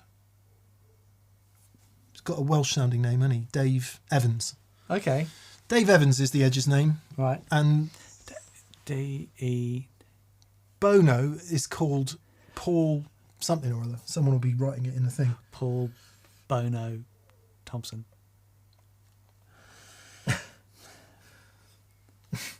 They must have just done... They must have, I don't know, put 10 names in a hat and drew one out each and said, whatever comes out, that's what we're sticking with. But let's say you turn up here one day and you're like, I'm no longer Daniel Steinhardt.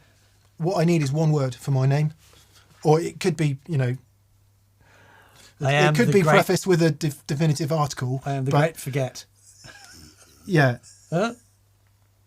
But I am now to be known as Drumstool. Well, apparently Bono was his school nickname. Thank you, Vincent Ball. Oh, right. I always thought... He's not here, man. It's the Edge. I had little daydreams where I assumed that he would have to take the dog out for a walk every night about 6 o'clock, and his mum would be like, right, Paul, take Bono out for a walk. take the dog out for a walk, and when you come back, can have his biscuit. And he comes back every day and he sees this packet of biscuits there. And he's like, if I just change that, like Bonio is such a great word, but it's probably trademarked. And there's no I in Bonio, right? Bonio. Da-da-da. Yeah. Yeah. And he's like, there's no I in Bonio. Bono it is. I think that's the story. I think that's what they've never said. Nailed it. Nailed it. Fantastic. I think you've nailed it. There you go. Oh, my goodness. There you go. Steve Salazar. Hello, Steve. He says, which came first, MTV Unplugged or the Eagles Hotel Live acoustic version? I remember that being a hot song to play at the time. I am constantly astounded how good the flipping Eagles are.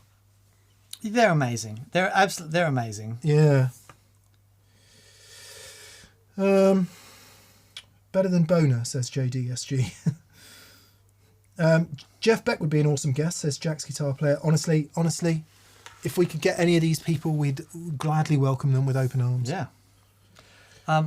Matt from Monty's has texted and said he knows a few people that'd be up for it. Great. Let's do it. Bob Mellis says, how's the Edge? The Edge is fine. Ingvi Unplugged. Did that actually happen?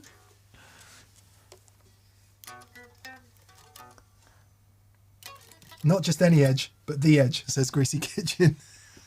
And an edge. No, it's not right. The edge. Great. Excellent. Right, sorry. No question, says Michael Giliberto. Giliberto. Hi, Michael. I enjoyed Dan's telly episode and we'll get the full Brothers Landreth video soon. Thanks for all the good advice and fun times. Oh, you're so welcome. Thanks, mate. Michael. You're so welcome. For those of you who have watched the short Joey and Brothers video, I think it's like 30 some minutes, there is a great deal more information in the long one. Yeah. And it's really, funnily enough, I watched it yesterday morning again just to do the go-to times thing. And I'd forgotten what a good video it is. And I don't say that because we made it. I say that because they are fantastic guests. Yeah, absolutely. Just so much information, so much passion. I love those guys. Steve Mass. Hello, Steve. Sorry, I say Mass because you've got 2 A's and 2 S's. Steve Mass. He says, the blonde telly is really just an old chunk of wood in it, but it's magic. It is magic, yeah. It is magic. Yeah. Chris Payton says, my name is Dan the Beard. I'm just trying to think of Rosie's favourite biscuit brand. I don't know. Oh, okay.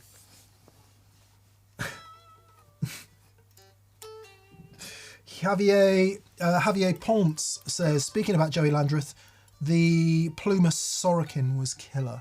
Oh, man. Yeah. Unreal. Amazing guitar. Unreal. Yeah.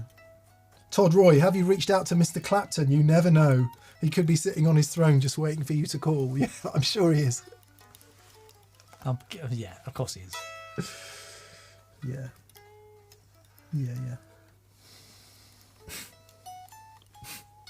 Jim B from Akron, Ohio. Oh, lovely. Hello, Jim. He says, talk me down. How do I stop chasing gear and start playing more? If I spent half the time playing that I do with gear listing, yeah, I think we all go through that, don't we? Yeah. I'm going through it at the moment. It's a cycle. And you've got to allow yourself to go through the cycle. It's about finding things that inspire you. Sometimes I get really inspired by new amazing bits of gear. Sometimes I'm inspired by a sound I hear, someone's guitar playing. Keep listening to stuff. Keep putting music on that you love. Don't, keep listening to new things. I have iPod roulette where I just put put random on the phone and whatever comes up I've got to listen to it. Yeah. And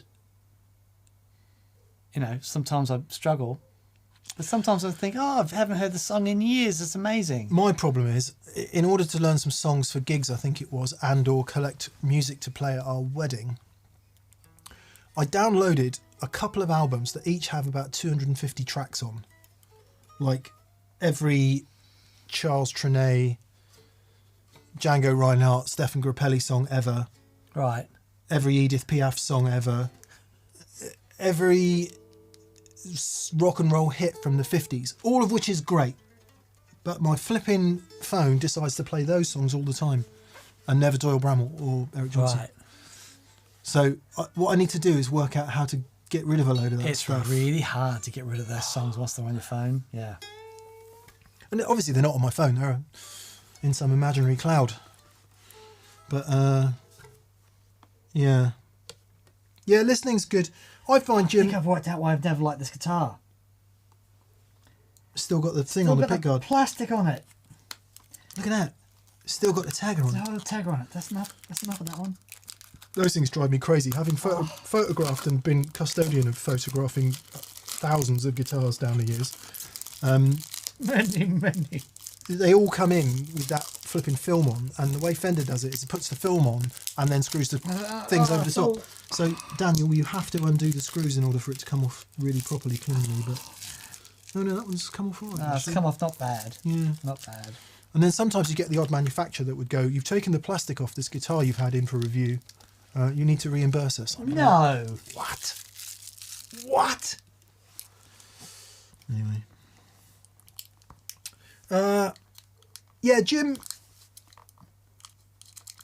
Chasing gear is much easier, isn't it, than playing the guitar, and being faced with the truth that playing the guitar is actually pretty hard.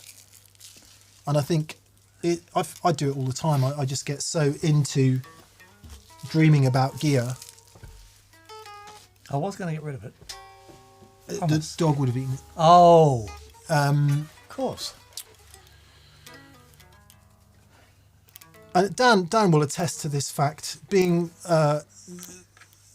someone who has the old dark time, Dancing with the darkness. I can talk myself out of guitar really quickly, Yeah. and where I don't want to play. And the one surefire way to feel better is to play guitar. Even better, play guitar with human beings. So I don't know what you do, Jim. I don't know what your life situation is, and I don't know if you do play out. If you have any option whatsoever of playing out on your own, in a duo, a trio, or a full band, fill the book up with stuff. If you can get paid for playing, great. Yeah. If you can't, sit in with a mate's band, sing some songs at a friend's house on a Friday night. And if Friday night is no good, do Thursday. But whatever it is, get it in the book. Yeah. Get it in the diary, make it regular, and it will give you a focus that will snap you out of it every single time. That has worked for me in a big way. Yeah. I've always said I'm going to have at least one gig in the book. In fact, if anyone is in Weymouth, in Dorset, this Saturday night, come to the Coach House, which is near Portisham, doing a pub gig. Really? Yeah, That's amazing. just to play. And that snaps me out of every single bit of... Overthinking. Yeah. Yeah. Yeah. That's great, man. Have it in the book. And whether it's a gig, I don't know if you do gig, but whether it's a gig or whether it's going around a mate's house to play, Right. whatever it is, do it. And I think that's a really good way to push it all forward, because it forces you. My problem is if there's nothing in the book and I don't have a specific thing to practice for, I just don't play. Right. But all that playing that you did getting ready for Nev's gig and Massively it helps. was amazing. Yeah. It was unreal. Well, the set list on Saturday night is similar to set lists that I've done before, but there's stuff I can't remember. Sure. So I will be forced between now and then to go through and relearn a bunch of stuff and just familiarise and write out some chords. It's just good to stay in that headspace if you possibly can. So that would be my advice. Indeed. Very good. That guitar needs a Perloid pickguard, says Josh No, it Tanberg. doesn't. Well, No. yeah. No. If it had blocks, I would agree, but it's dots, so I don't. Yeah. No. This is good. So white. That tone plastic, says BB Ninja.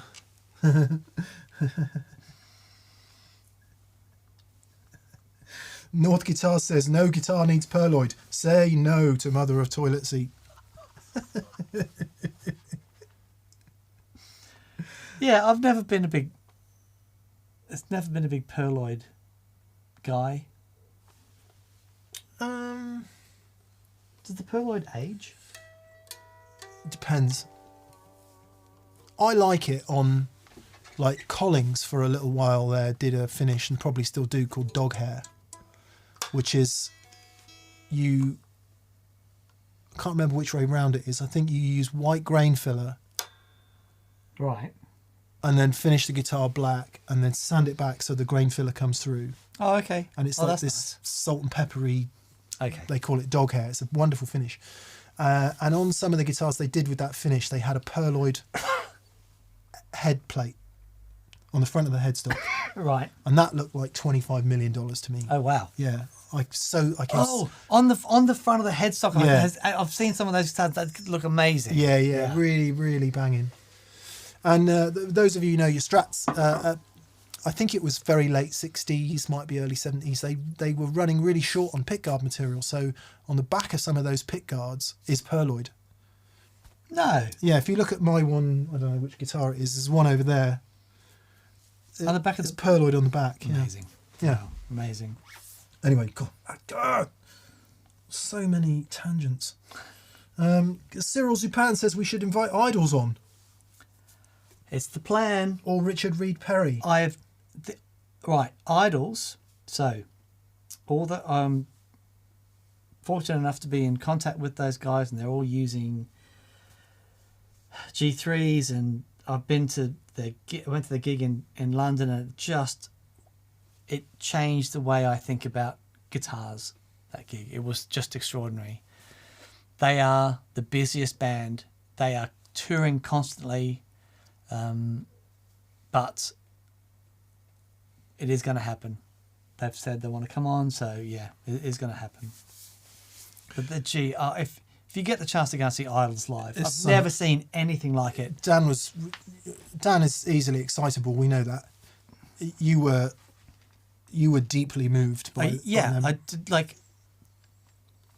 beyond anything. Yeah. I certainly wasn't expecting to be moved like that. I knew it was going to be loud stuff, but oh my goodness, the poetry in music, the all-round emotional experience, and hearing volume used in a way to deliver that, far out, just so beautiful. Patrick Glantz. Hello, Patrick. He says, hi, D&M. I'm currently running a Tumnus, Wampler Tumnus, into an OCD, into a TC Spark as my drive chain. For solos, I engage the Tumnus and the Spark, but I'd like to do that with one stomp and avoid the pedal dance. Any recommendations? Okay, so if you only ever use those two together, like if it's just, you never use them separately, you only ever use them together, you can get a really simple little 2-button looper and put both those pedals in one loop, so that when you press the button, it loop turns on, voila. Yeah, like a single true bypass looper. Yeah, and there's like Keeley make them, JHS make them, Lale make them. There's freaking loads of them. They're all great. Yeah, really, really easy thing to do. So you could do that. You could jimmy your cables so that they just happen to be next to one another, and hit the foot switches with one foot. Given that the TC, I don't know if it's a Spark Mini. If it is a Spark Mini and a Tumnus, they're both small. So the potential for the foot switches being close together is high. Regard.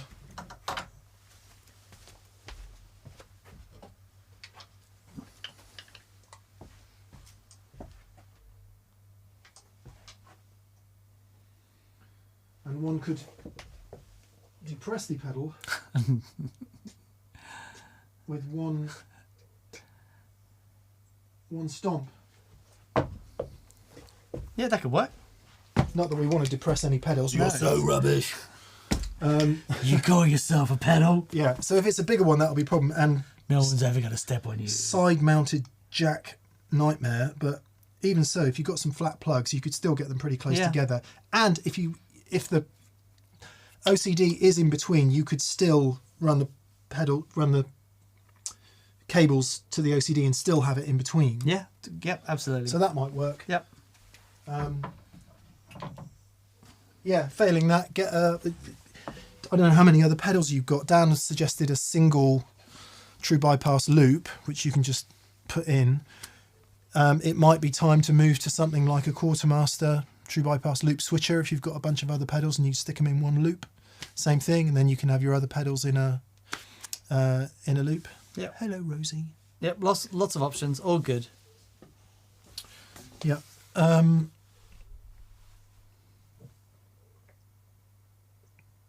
Octopus ears. Interesting. They must always be full of water, unless they've got some clever flap. But then, when is an octopus not underwater? Yeah. Yeah. Oh, I've crossed over to a dark place. He says, Octopus Ears says, hey D&M, I love the show. Thank you. How common is a Les Paul Studio with chrome-covered pickups? but a humbucker bridge and a soap bar P90 neck routed from the factory. You're better off answering that than me. I'll give you some answering music. Don't know. Gibson have done so many things over the years. So many things over the years. It sounds like it might be a signature model.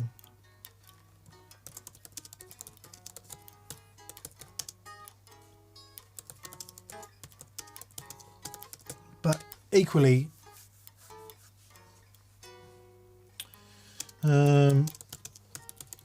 yeah, I don't know, sorry.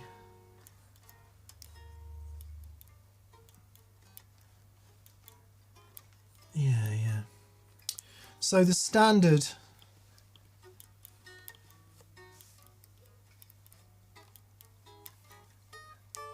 well, they come with both, don't they? And they've been oh god, this is where I get confused with me standards and with me studios and me specials. So the special was the flat slab body one, right? Yes, it was. That tends to have P90s, like the Bob Marley guitar. Yeah? Yes. So it could be one of those.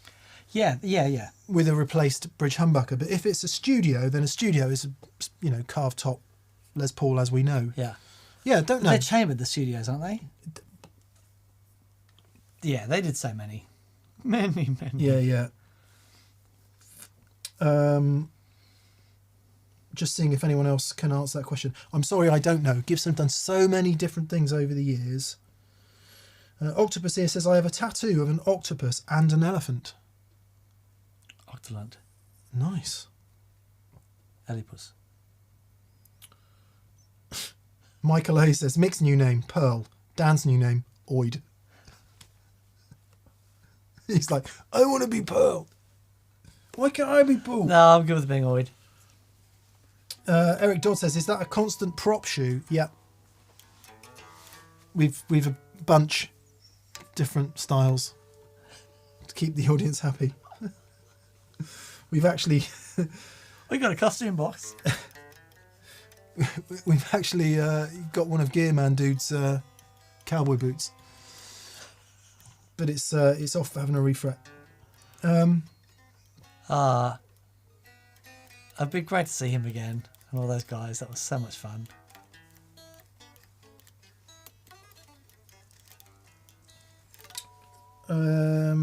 Trebu Senpai keeps asking about Jim Lill's videos on YouTube. He's been running experiments to determine where guitar, amp and cab tone really comes from.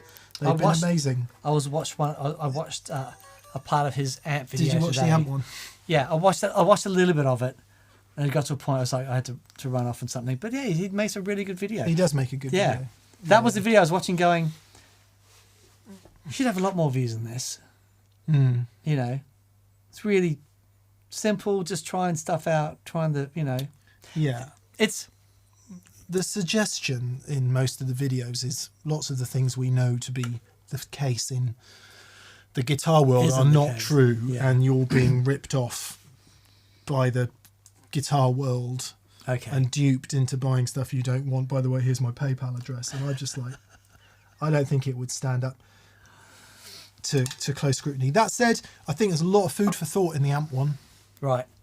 And there was a lot of food for thought in the guitar tone and the pickup one. And they're super, super entertaining, really well put together and great. It just, I don't know, it feels a bit cynical to me. Feels like trying to make a point and not really about the passion of playing. And Sure. I'd like to hear Jim play a bit more. Right. Rather than just hammer out a few chords quickly. He's a Nashville guy. Seems to be a very good player. I'd really love to hear him do some extended playing to sort of make some of these things sit together. Right. But Ace videos, and if you haven't watched them, please watch them. Interesting questions. Dan is drive, Mick is boost. Nice. Chris Batten says, Dan, please plug in. Sorry, Chris, we can't do that. It's too complex. Without a load of problems.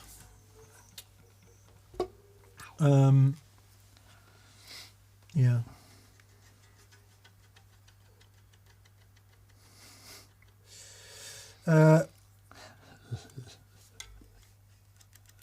Yes. How we doing? We're doing all right. Cool. Yeah, sorry, Octopus ears, we can't nail that guitar for you. Maybe someone in the comments can. Vibas Patil, hello, Hey, Vibas. It's buddy. nice to hear from you. He says, "Hi, gents. I recently got a DiMarzio treble bleed on my Strat. Although I like it, I'm wondering if I should experiment with different values. What do you think? Any advice?" You can, yeah, absolutely. You can experiment with all those values and the resistor values and the capacitor values, and whether the capacitor and resistor are in series or there's parallel ones. There's a whole different bunch of ways to do it. Yeah. Then they'll all have a different feel, and also depending on what you're going into and the impedances of what you're going into will radically change the way that feels as well. There's, it's such a simple thing, the capacitor and resistor. Do you know what I mean? The simplest one is just a capacitor. Yeah. Like the same way as a Yeah. bright control on your volume works. It just always lets a certain amount of treble through. But then you can put a resistor in line so that as you turn down, it does eventually turn down as well. And if you have a look online, there's a bunch of different ways to do it. The more important thing is, instead of, you can experiment, great. Try and define what you're after. Yeah. What do you want it to do? Exactly. And if you understand what the different values will do, Dan, correct me as I get this wrong. Okay. Presumably then, without a treble bleed, Yep. as you turn the volume pot down, more treble frequencies get bled to ground. So, yes, as you turn the volume down, you are decreasing the amount of resistance that the signal has to ground. And the first thing that goes as you decrease that resistance is the top end, but the whole signal will eventually go to ground. Yeah. But the top end goes first. Top end typically goes first. It's on impedances and stuff, but yeah. So by installing the treble bleed, Yes. it should actually be called a no treble bleed, by the way, Yeah. shouldn't it? Well, it bleeds the treble through the signal as opposed to bleeding it to the ground. To ground. Yes. Okay. By installing a treble bleed, that treble isn't getting lost and it stays trebly. So the question is, how trebly and how fast do you want it to go off? And if you understand what the different values in that treble bleed circuit will do, you should be able to then tune it. Yeah. So bigger or smaller cap, bigger or smaller resistor will give you more or less treble. Yeah. So Yeah.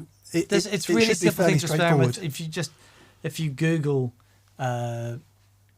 treble bleed circuit online, you'll see a bunch of different circuits and who likes what. And yeah, they're really simple. I wanted to do some experiments with inductors on neck pickups just to cut down a bit of bottom end. But easy stuff. And then you get into then what happens with your pedals. So one of the problems I have with the treble bleed circuit is it doesn't like fuzz pedals very much. Buffers, what happens when you have a buffer on? Does it then become ice picky? Yeah. So it's this, you just get into this balancing. I mean, Andy Timmons uses a treble bleed in all of his guitars, and the way he's got everything set up and balanced, it works beautifully. But then that bridge humbucker is crazy fat sounding. Yeah. So you kind of need it. Absolutely. And that's where the balance. So it's a fine line. Anyway, good luck, Vibus. Yeah, be interested to hear how you get on. Actually, yeah. Funnily enough, we talk about 50s wiring a lot on that pedal show in relation to Gibsons. Dan touched on it a little bit in the video from Friday, because I think Matt's made your telly 50s wired, hasn't he? Yes. All of it. Yep. Well, his loom comes 50s wired. And there's not. I was doing some research on it over the weekend, and it's not that common for Fender guitars to be 50s wired. No. And I mean, it's such a radical change on a Gibson. I'm surprised you've gone for it on the telly, but it sounds really cool. Sounds great. So I'm going to try it on the Strat and we'll see. I still the need reality to draw it out and get my head around how different it actually is. Yeah, most of the time on the telly, I'm on the bridge pickup and volume up full, and it has very little difference At that point.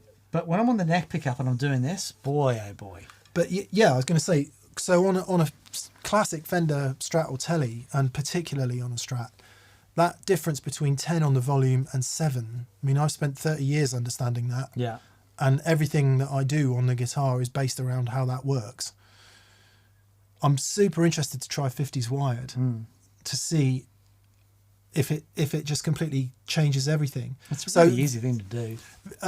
Vibas, what I do instead of having a treble bleed is I have a buffer in line. So quite often I won't have the buffer on when my guitar's up full, but when I turn down, if I want a bit more spank, I'll turn a boost on or something, because not a big fan of buffers in general. But where they really work for me personally is guitar turned down a bit, boost on with the buffer, and it stays bright, so it's doing the job of a treble bleed with the particular type of guitar amps and pedals that I use. So there's loads of different ways around it. Yeah. Have a look at 50s wiring. I'm going to do it. Maybe we'll do a vlog on it. Yeah, sure. Because I've always just gone, nah. Sure. It's not how they were between 1954 and 1963. Therefore, I am fundamentally not interested. Right. But maybe there's something to be interested in there, Daniel. Indeed. Do a 50s wired video, says Josh Tamberg. I will. We will. Yeah. Fun. Yeah. Scott Gaylor says Gibson made a BFG with those specs. I was trying to think about the BFG. Big Friendly Giant. It was called BFG, and we in Guitarist decided it was the barely finished guitar. Very good. Because it had this crazy top that was all kind of carved out and like wasn't flat on the top. Right. The BFG we had. I think it had something to do with Gary Moore as well, but I don't know, I could be misremembering that. That's the guitar I was trying to think of, Scott. Thank you for the reminder. But it didn't have a flat top. It had a really weird textured top on it. Right. Yeah, anyway.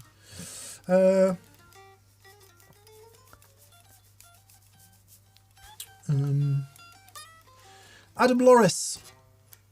Leggins. Who makes an easy to obtain tweed style head for less than £1,500? 20 or 30 watts maybe. Loads of love.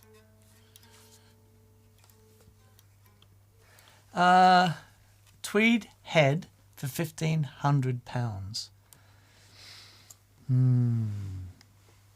I would say a second-hand Lazy J, but Yeah, I'd get in touch with Jesse and see what he's got floating around. I think they're $3,000, aren't they? But the head, if it's just a head, because he does It do might the be, heads, yeah. might be different. Yeah, And also without the reverb or any of that sort of stuff, yeah. if you could find a Lazy J used or not used, that would be the thing. Don't know if Fender did it. Did Fender do tweed heads? Well, they used to, back in the... Oh, no, the tweed heads. I don't think they ever did a tweed head. I don't ever remember seeing a Fender tweed head. I remember seeing all their other stuff. But Yeah. not a tweed head. 1,500 is a very difficult price point. Come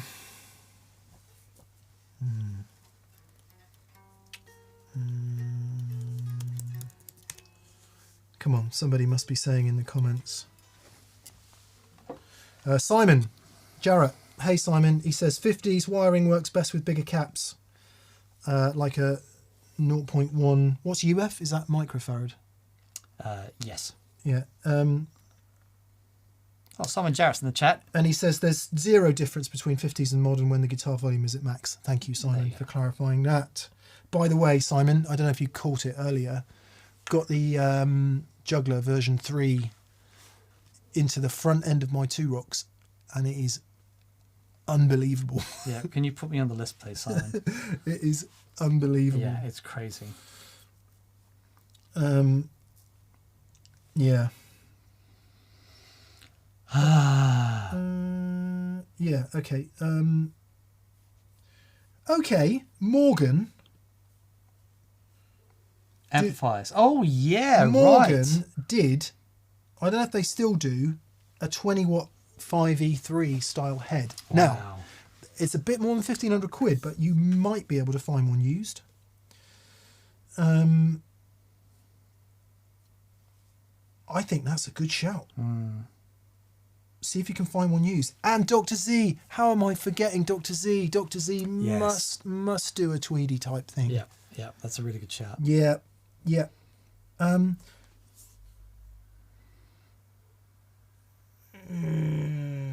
57 custom deluxe combo is £2,000. That's too much money. I would say look out for a used Morgan or Dr. Z, if indeed Dr. Z do a Tweedy thing.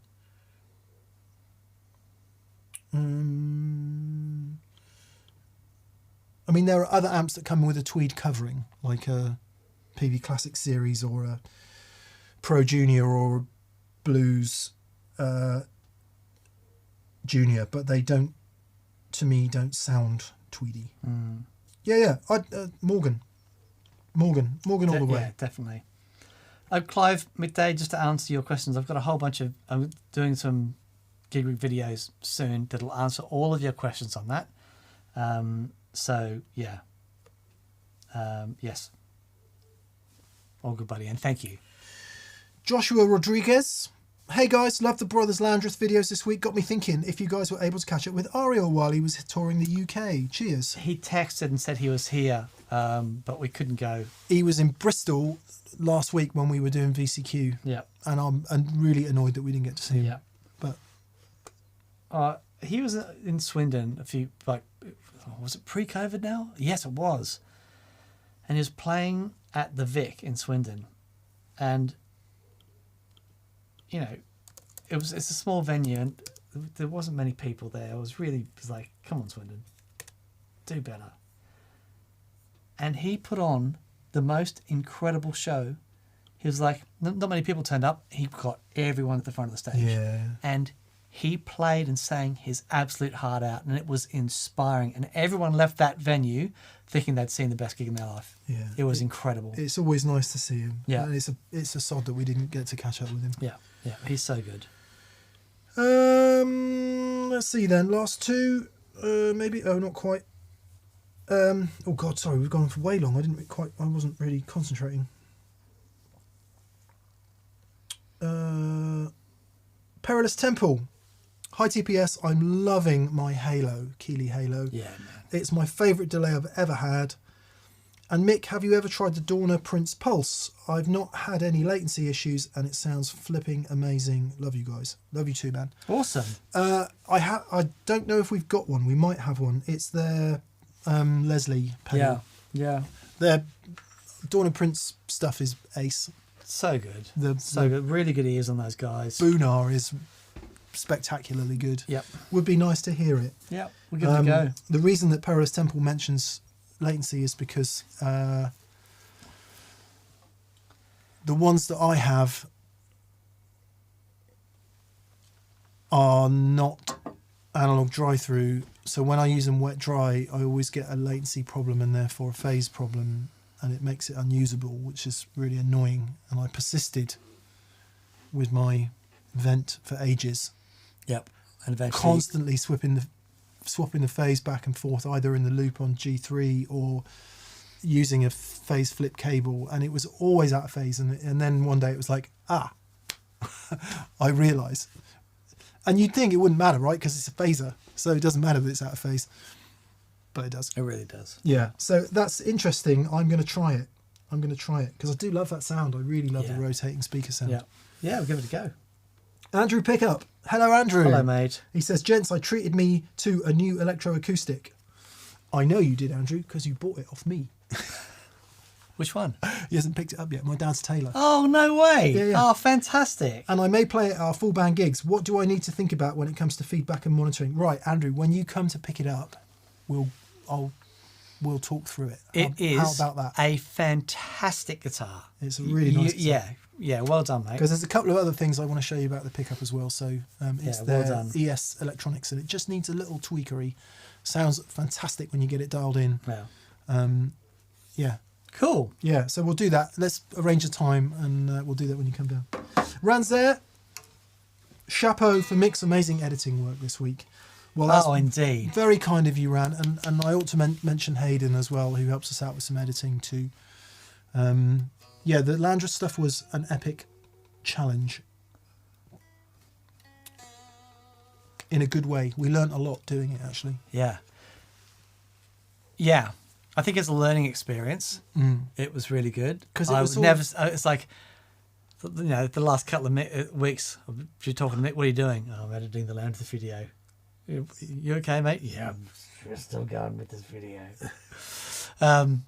But it got out there. Just listen to the mix you did on those tracks is just wonderful. Thanks, mate. Well, I'll say it again. It's easy when they're that good and they play with that much care for one another.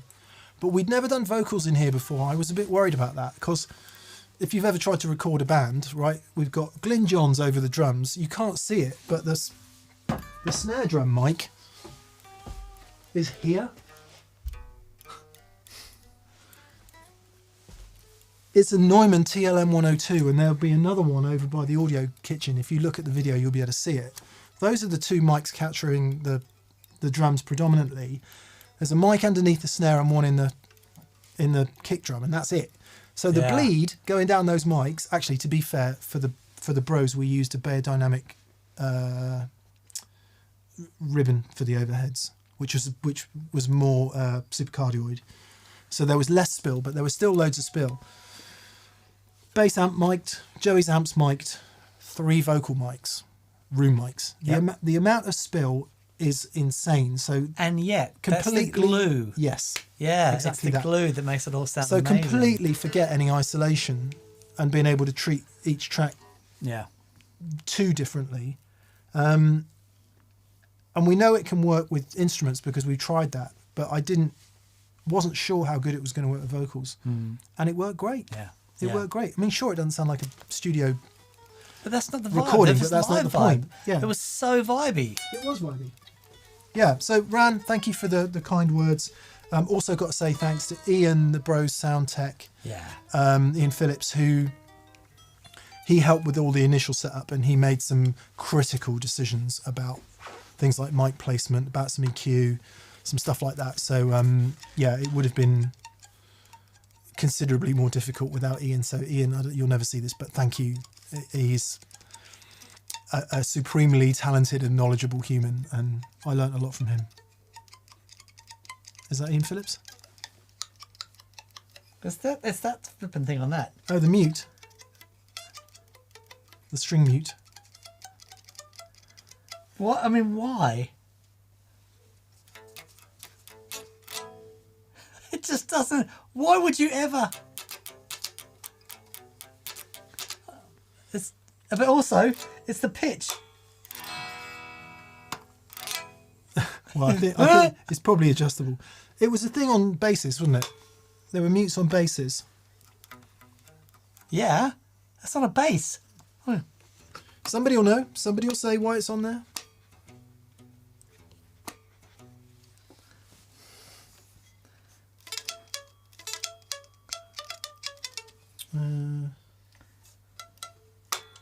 No, that's not adjustable because that's the physical characteristics of what that's doing to the length of the string. So everything up here is going to be out of tune.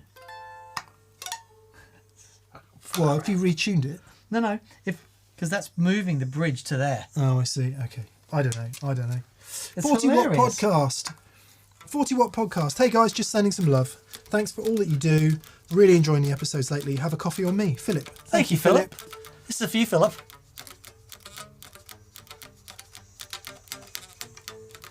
Dan, just prove you're not muting with your hand there.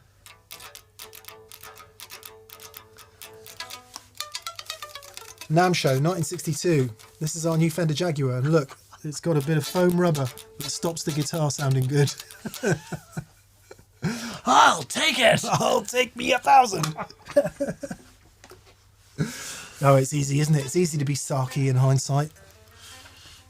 That's what the internet's bloody made of, isn't it? Oh god, That and there we cat are. videos. Demonetised. I just said bloody. Oh bloody! I just said bloody again. First time ever joining live, says Mark Miller. Ah, well done, Mark. Thanks, Thanks, Mark. If you haven't gone off to do something more interesting by now, nice to have you along, and thanks for being here. Tree of Life, no question. Thanks as always. Thank you, Tree. Harrison came to our experience day and laid some serious knowledge on very talented young man with a baritone Strat. I need to get back to you about that 50/50 power amp as well. Part of me really wants to buy it. The other part of me says you've already got one. You don't need another one.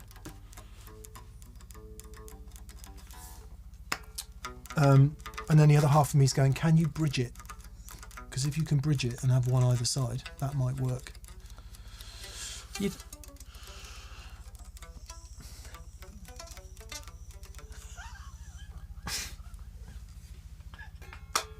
Thanks for the kind words, Harrison, about the Landress mix. I am secretly really pleased with it, actually. You should be, mate. It's amazing. Hey, fellas. What are your thoughts on Japanese guitars, notably Fender Japan, Yamaha and the lawsuit era, Tokai and Greco, etc., says Brian Fitzpatrick. They're great. They're very vibey.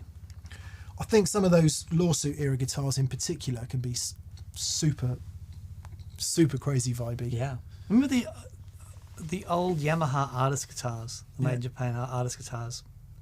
I remember them all being quite weighty. I don't know if there were any light ones, but that put me off, the weight of them. Yeah.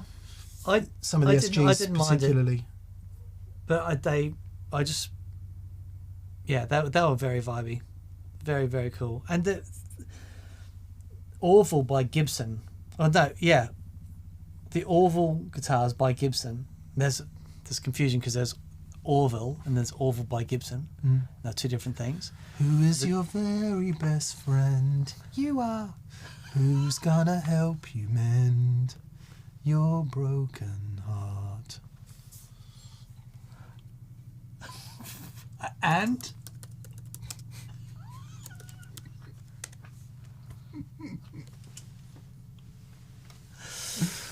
fantastic. That's my new ringtone. But they were really cool guitars. Orville's song. To the sky, but I can't. You can. I can't. You can. You can. I can't. If we haven't been demonetised for saying bloody, we may just have a copyright strike for the Keith Harrison Orville song. The chorus, so Orville, who's your very best friend? Okay. You are. I'm gonna help you mend. Can we do a version of that, please? I think we should. Really... He was the colour of that guitar. He was! There we go. All right. Did Orville make it to Australia? No. No. You probably had your own... Oh, we had some really weird, our own guys who need therapy after watching. Ornithological ventriloquist dolls. You'd probably had to go, Glasgow Bruce! Bruce, who is your very best friend? Not you, man! I think you're a bit of... I'm gonna help you be a flame and galah. Right, I'm off down the pub. There was some visual work you had to do there. Imagine your own CGI where my hand isn't actually my hand, it's a doll of a galah. I don't actually know what a galah looks like. It's like a red cockatoo. Anyway, we were talking about Tokai, Greco and Fender Japan. Yeah, they're great guitars. Yeah, I think if you're interested in old guitars, we often think about, American guitars as being, that's going to be like really compressing with a big problem. Oh, right, but who's your best? You are! That's all good. No, I don't know what it is about the compressor we use. Anyway. Oh, does it really? Okay, yeah, sorry. Yeah. Sorry. It's quite all right. Sorry. When we talk about vintage guitars, we often think about American guitars, which, while there are some bargains to be had there, any of the classic brands, not so much. I think there's a wealth of really cool guitars out of Japan. And we'll just also say, Mick and I are very lucky to spend some time out there, and the care that people have with their guitars in Japan and is on a whole other level. You walk into any guitar store in Japan and they're so attentive, and they're, and it goes through everything, Yeah. You go into a second-hand store in Japan and all their gear is looked after so beautifully. I bought this in a second-hand store in Japan. Yeah. Remember that day? That was a good day, wasn't it? And I had one of the most raging hangovers because we'd been out until 4 a.m. It was my birthday. singing with Japanese Danish Pete. That was hilarious. And You I bought remember that. Are you kidding? I'll never forget him. And I bought this in Japan. Was what? Yeah. And they just look. There's not a mark on this thing. Yeah. It's just incredible. So yeah, if you can find them and you gel with it, what a cool thing to have. Wonderful. Really wonderful. Yeah, well done. Mate. Fender Japan, really cool. Being a traditionalist, I have a problem with the metric measurements. Right. I want imperial so I can swap bits out. Right. But I don't know. Aaron here from Dominion Electric Effects says Sabzor. Hey, Aaron. He says, absolutely chuffed to have something I made on your show. Thanks for all that you guys do. Yeah, the Dominion fuzz on Joey's board. Goodness me, that sounded very nice. Thanks, Aaron. Thank you very much for commenting and for being here. Would be good to check out some more of your stuff. I do believe, Daniel, that will be us. Sorry, we've gone on for crazy time today. It's nice to chat, isn't it? That's lovely.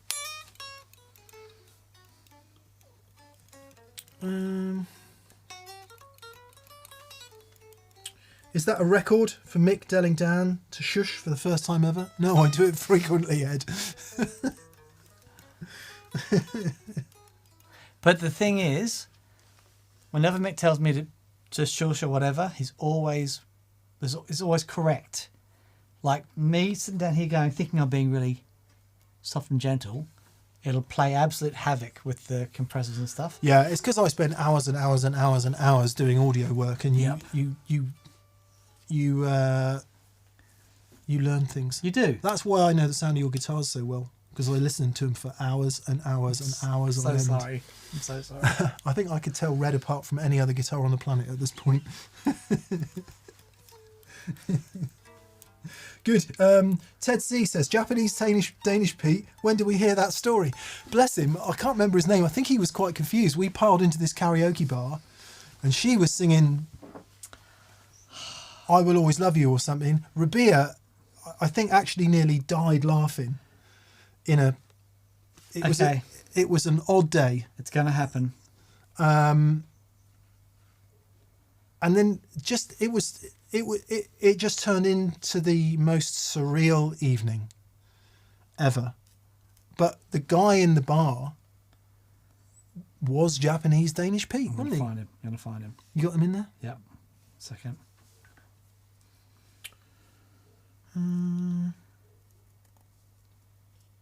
Yeah. Here we go. You got a picture of him? Yep. Get on. Yep. Hang on.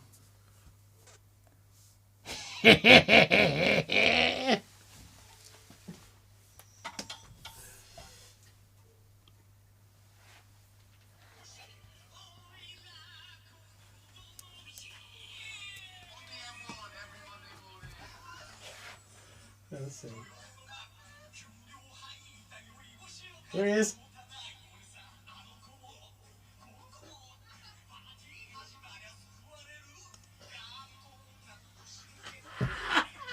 It was truly one of the best days of our lives, and thanks for Boss for paying for most of it. Oh man, what a great time! Wonderful. What a great time. Anyway, he looked like Danish Pete, albeit a Japanese version thereof. Yeah, great fun. On that note, Indeed. We'll see you on Friday with 6 pedals. The pedals are Surfy Bear Reverb. the Surfy Bear Reverb, yeah, which isn't new, but it's new to us. So good, so big. I'm a bit obsessed with Spring reverbs. external spring reverbs at the moment. We're going to do a full show on it. What else did we have? The Crazy Tube Circuit Superconductor. Amazing. Really great. Marcus Reeves Leo. Oh yeah, the tweed drive thing. Yeah. 2 Catlin bread. Catlin Bread pedals, Yep. which were the Many Worlds, Well done. which is a phaser, and one with the dude that looks like Thor on the front, which is which is a parametric EQ overdrive, which is really cool. And finally, the new Vibe from Cornerstone, Yes. Yeah. Yeah, it's the dual speed vibe from Yeah, Monosame. we got some. Funnily enough, I think I edited that on or finished the edit on Saturday, Right. and it sounds Banging. some really nice sounds in that. Awesome. Actually. Yeah, Awesome. Should have just recorded it on the iPhone though, of course. Right. I was so crestfallen. Lots of people in Dan's video said the iPhone in Matt's shop sounds better than our studio audio, and I don't know what to do at that point. Yes, it doesn't. The iPhone audio sounds nothing like what the guitar sounded in the shop. Sounds Yeah. lovely, but that's the point of those recordings. It makes everything sound lovely. And it's like, Yeah. actually, no, it's not true. There's some learning to do about that, I think. Okay, Anyway, we'll go off and do some learning. Yeah. Thank you all for watching. Have a fantastic week. There's some more things coming out this week and on Friday. oh yeah, are there? I think Oh so. yeah. Dan's done a little great bits. vlog on patch leads, so we'll put that out at some point. Yeah. And then there are short versions of the things that Dan discussed in his telly video, put out as separate vids for those people who can't face the idea of a long video. Anyone who's still here, that is not you. Indeed. Thanks so much for watching. Have a great week and we'll see you soon.